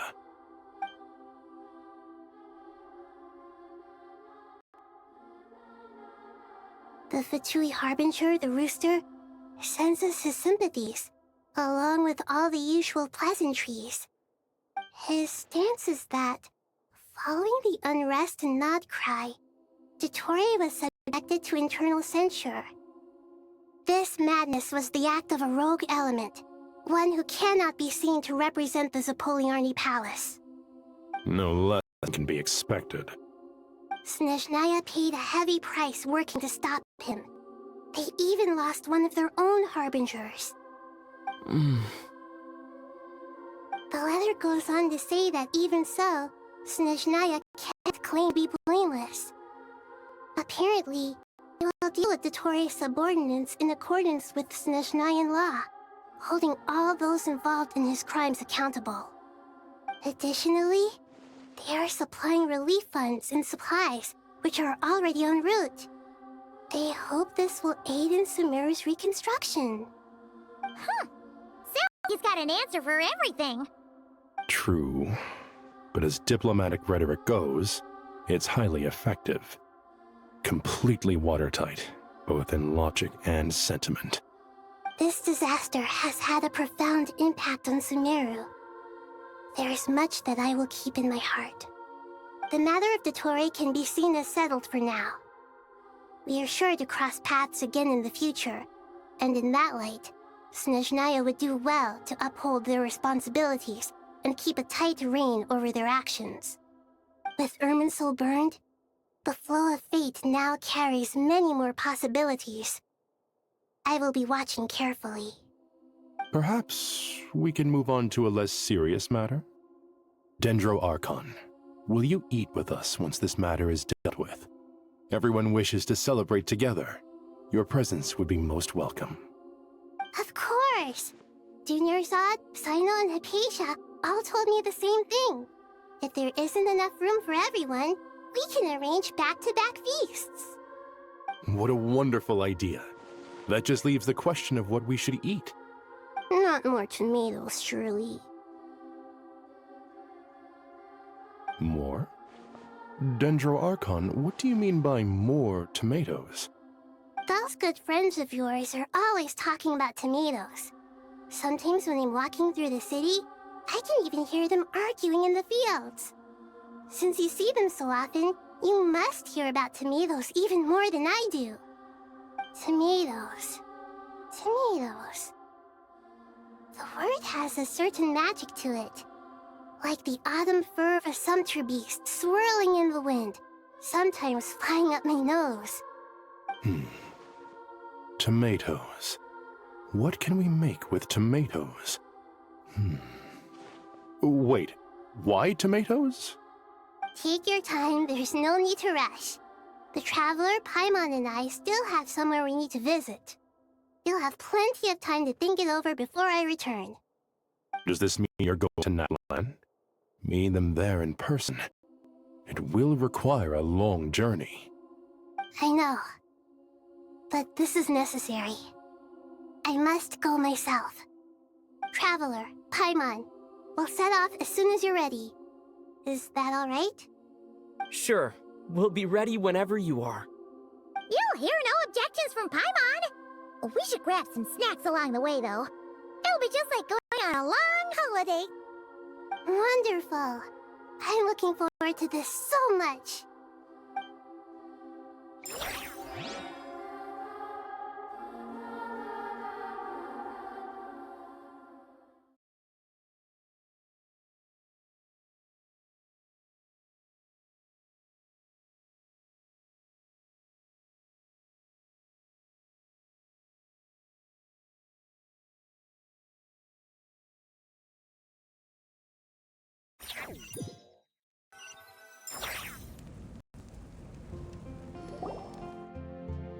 Natlan is such a lively place. It's super cheerful and positive, too.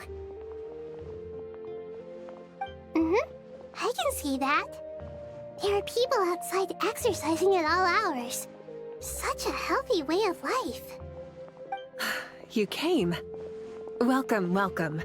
You must be hungry from your journey. Would you like something to eat? Oh, thanks, but no thanks. We've been eating the whole way here.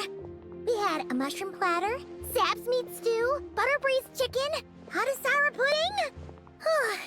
Paimon's positively stuffed. All right, all right. No need for all that detail. I'm starting to get hungry myself. Maybe later then.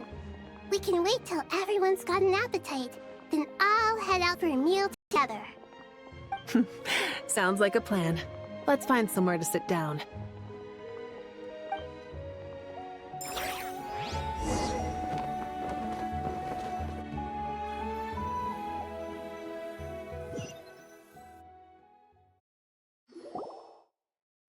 I should tell you, I already have some sense of why you've come. Why's that, Malika? To say thank you. Your senses are spot on. But on top of that, we also feel guilty. Because the pyronosis has vanished? I sensed its loss. Despite scouring through the remnants of Irminsul, we couldn't find any sign of the pyronosis. Not even any trace of it burning to ash. That's certainly unusual. Still, the potential fallout from Irminsul's loss is significant, to say the least. Perhaps the pyronosis's disappearance is simply a knock-on effect of the impact it's had on a certain strand of fate. There's no need to feel guilty. We were clear that this time, there was to be no returning, only giving. Pure and simple. Thank you really is a fascinating phrase. We use it to express gratitude for the smallest of things. Yet, when faced with a kindness too immense to describe, we use exactly the same words. It's not that we lack other means of expression. It's that when we truly need to express our feelings, the simplest and purest words are always the most powerful. You're right. In Natlan, we prefer simple expressions too. Companionship, friendship, support. They might not sound fancy, but the sentiment behind them is sincere. That's wonderful to hear. Sincere feelings are often a vehicle for the deepest wisdom of all. Irminsul's destruction doesn't seem to have done you much harm. I'm glad to see you're doing well. There's still a lot of work to do, but before we begin, we felt it was important to come here and speak with you. Partly to express our gratitude, but also because we felt that seeing you, in a sense, is like basking in warm sunlight. That's a nice way of putting it. I like that. To tell you the truth, though, I'm not a fan of somber meetings. So, since there's nothing more to say, why don't we go bask in some actual sunlight? The weather's beautiful today. What a great idea! Paimon's gonna lay back and soak up some rays.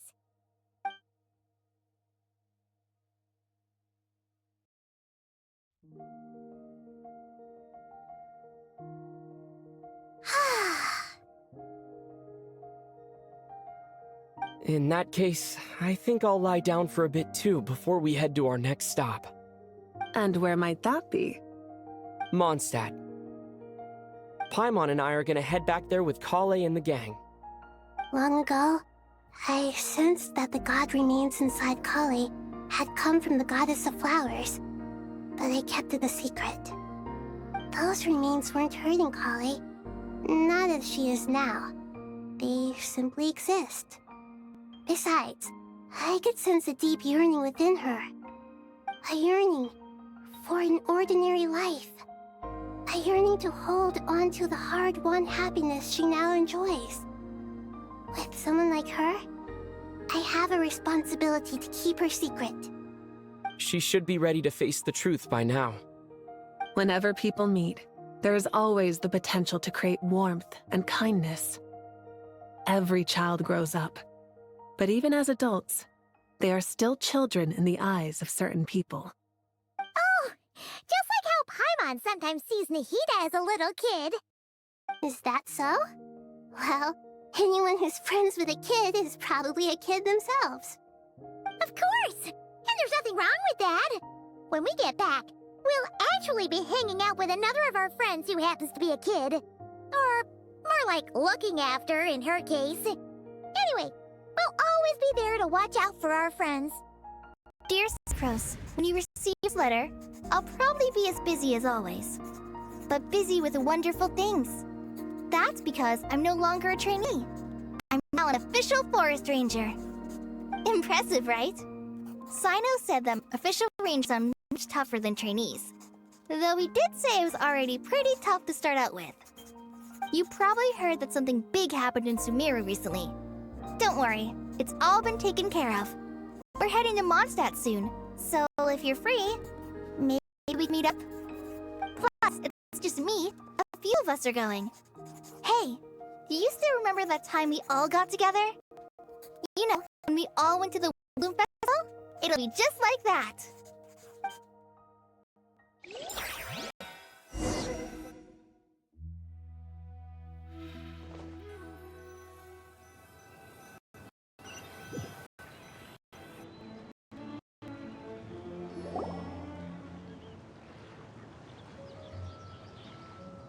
Dainari, is that... Don't you say it! Is that the great Vayu Vyastra? Behold, the great Vayu Vyastra, General Mahamatra. How times have changed. I wasn't expecting you to beat me to the punchline. You've changed. You've really upped the aggression in your battle against Sino's jokes.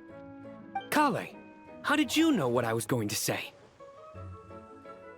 For the love of...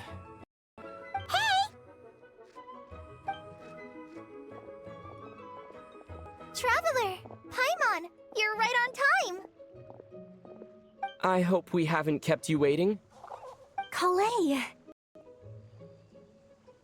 Sucrose! It's been so long! How have you been? I've been well. Everything's going great. What about you? Are you still busy?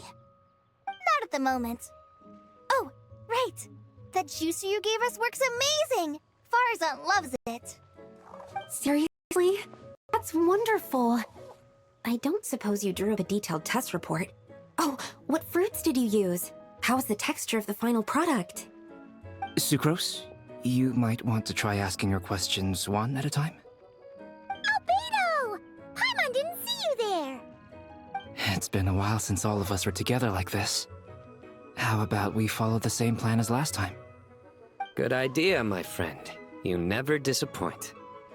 So, what are your identities this time? Don't remind him. First things first. Allow me to introduce our very own official Forest Ranger Kale. The rest of us are simply her humble travel companions. This sounds like one of those mushy stories that gets people hooked on some corny, heartwarming premise. Oh, is our story not heartwarming? If I recall correctly, there was even a scene like this in King of Invocations. Besides being heartwarming, our story's also about tough, impressive-sounding job titles. At least that's what I think.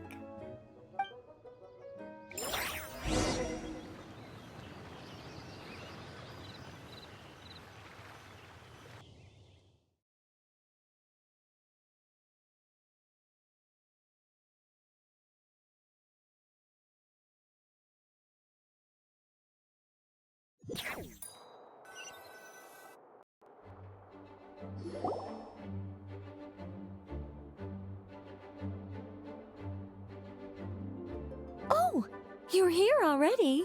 I'm still giving Dodeko a little trim. I won't be a moment. A trim? Does Dodoko need haircuts too? Of course. It's important to know how to take loving care of the apples of your eye. All of these trivial matters get left to me. It's because I'm an angel, and angels are, in a way, the guardians of all Teyvat. Oh, right! Well, that's definitely an impressive-sounding job title. What are you writing?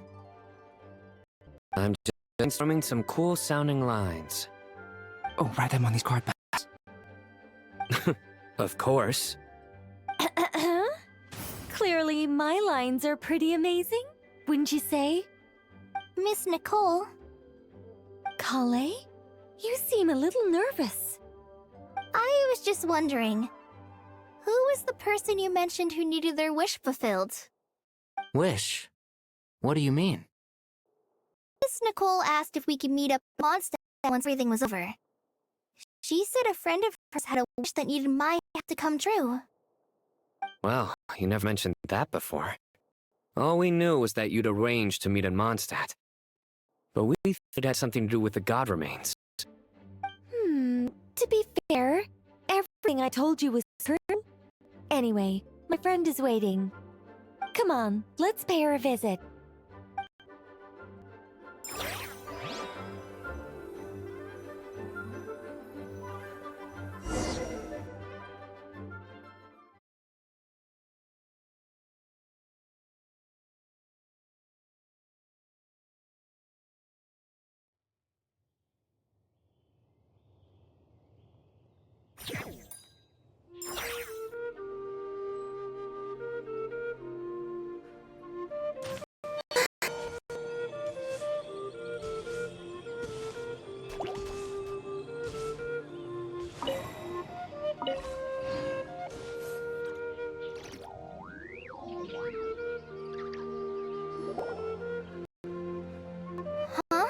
You're...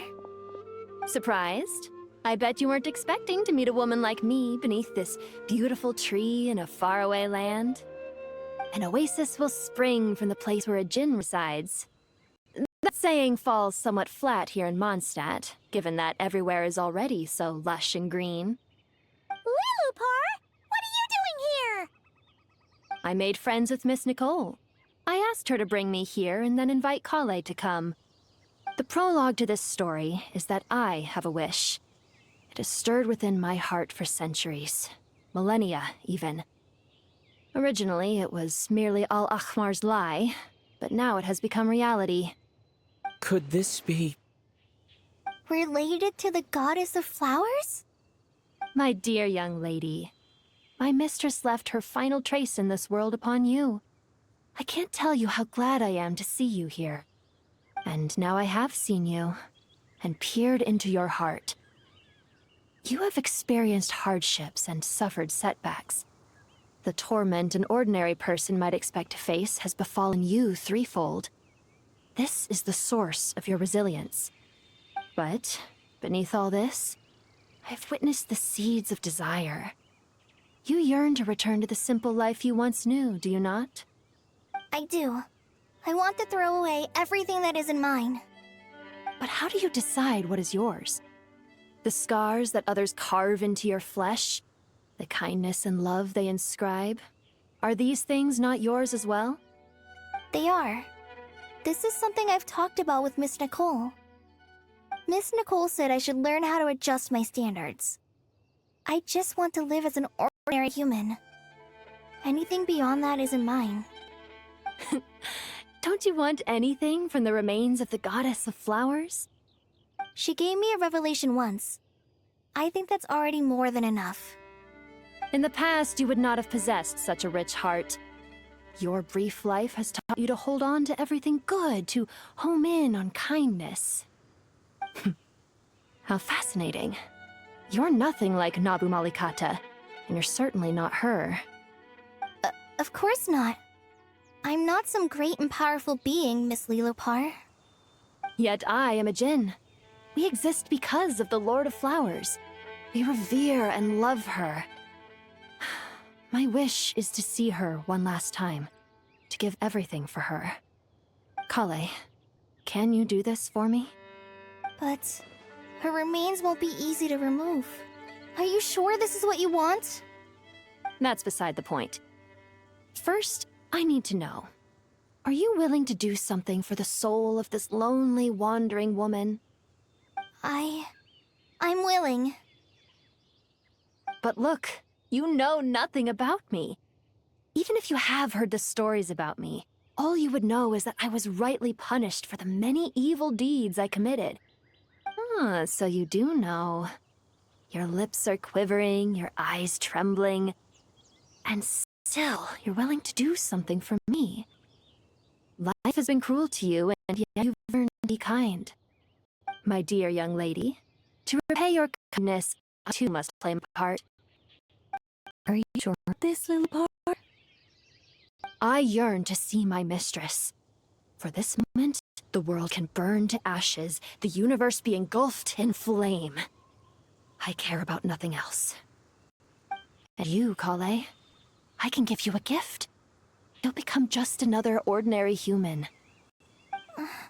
But Miss Lilupar, what will happen to you? My wish will be fulfilled.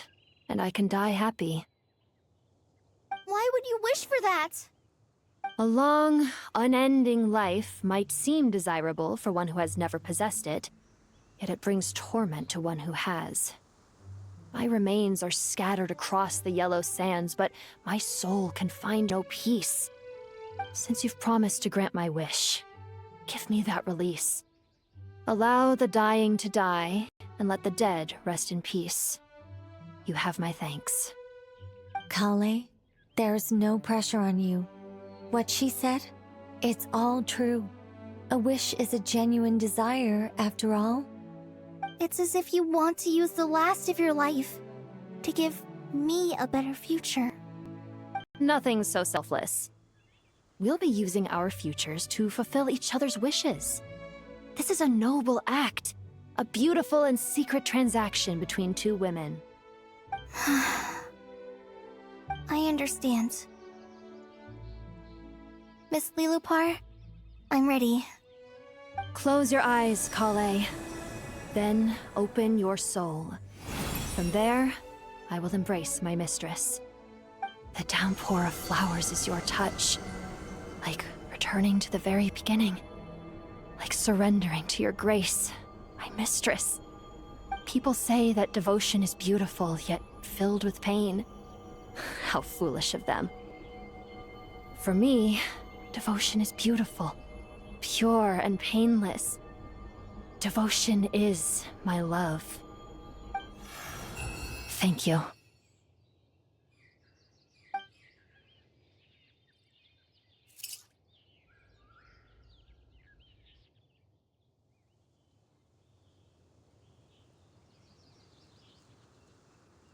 Lilupar! She disappeared? She left, carrying the blessing of flowers. Kale, are you alright? I'm fine. Now that the remains are gone, I don't actually feel any different at all. Those remains weren't hurting Kale. Not as she is now. They simply exist. Besides, I could sense a deep yearning within her. Kale must have already received what he was yearning for. I'm doing fine. I feel relaxed. There's really no need to worry. Then my wish has come true, too. To become ordinary? That's just one of my wishes. Actually, I have a few more. For instance, I want to protect the people I meet and help them find happiness. That sort of thing. So between Miss Lilupar and me, you've fulfilled 2 wishes already, and protected 2 people. Wonderful, isn't it? I feel so fantastically happy. I guess that settles things here. So what's next? What do you want to do when we get back to town? Kale, Look who I've brought to see you. Hey, Kale! I heard you guys were holding some kind of secret event. How come you started without me? Huh? Oh no, it's nothing like that. We were just saying goodbye to an old friend. Really? Who? Me. The old me. So that's what this is all about. Did you come all the way to Mondstadt for that? Because we knew the old you, so we could witness the change? Exactly. The old me is gone. I puffed her into the air, and she became a fluffy pink cloud, floating into the sky, before disappearing forever.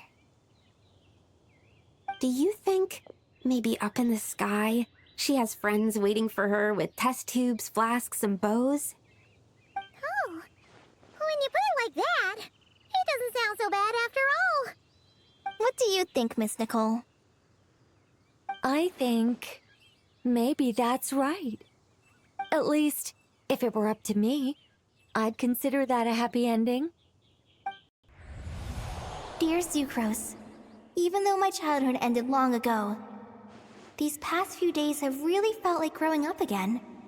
I've become stronger, and I feel like I can finally accomplish things by myself. Surely someone as mysterious as you will find a friend like this fascinating. Always growing. Always thriving like a plant. I came to say goodbye to my old self. I know that after this, she'll be gone. Thinking about it makes me feel a little lonely. I know the weakness that kept me company will one day leave me too. But somewhere in my heart, I feel a great sense of joy. It feels like I've always wanted to take this step. To walk towards the new me.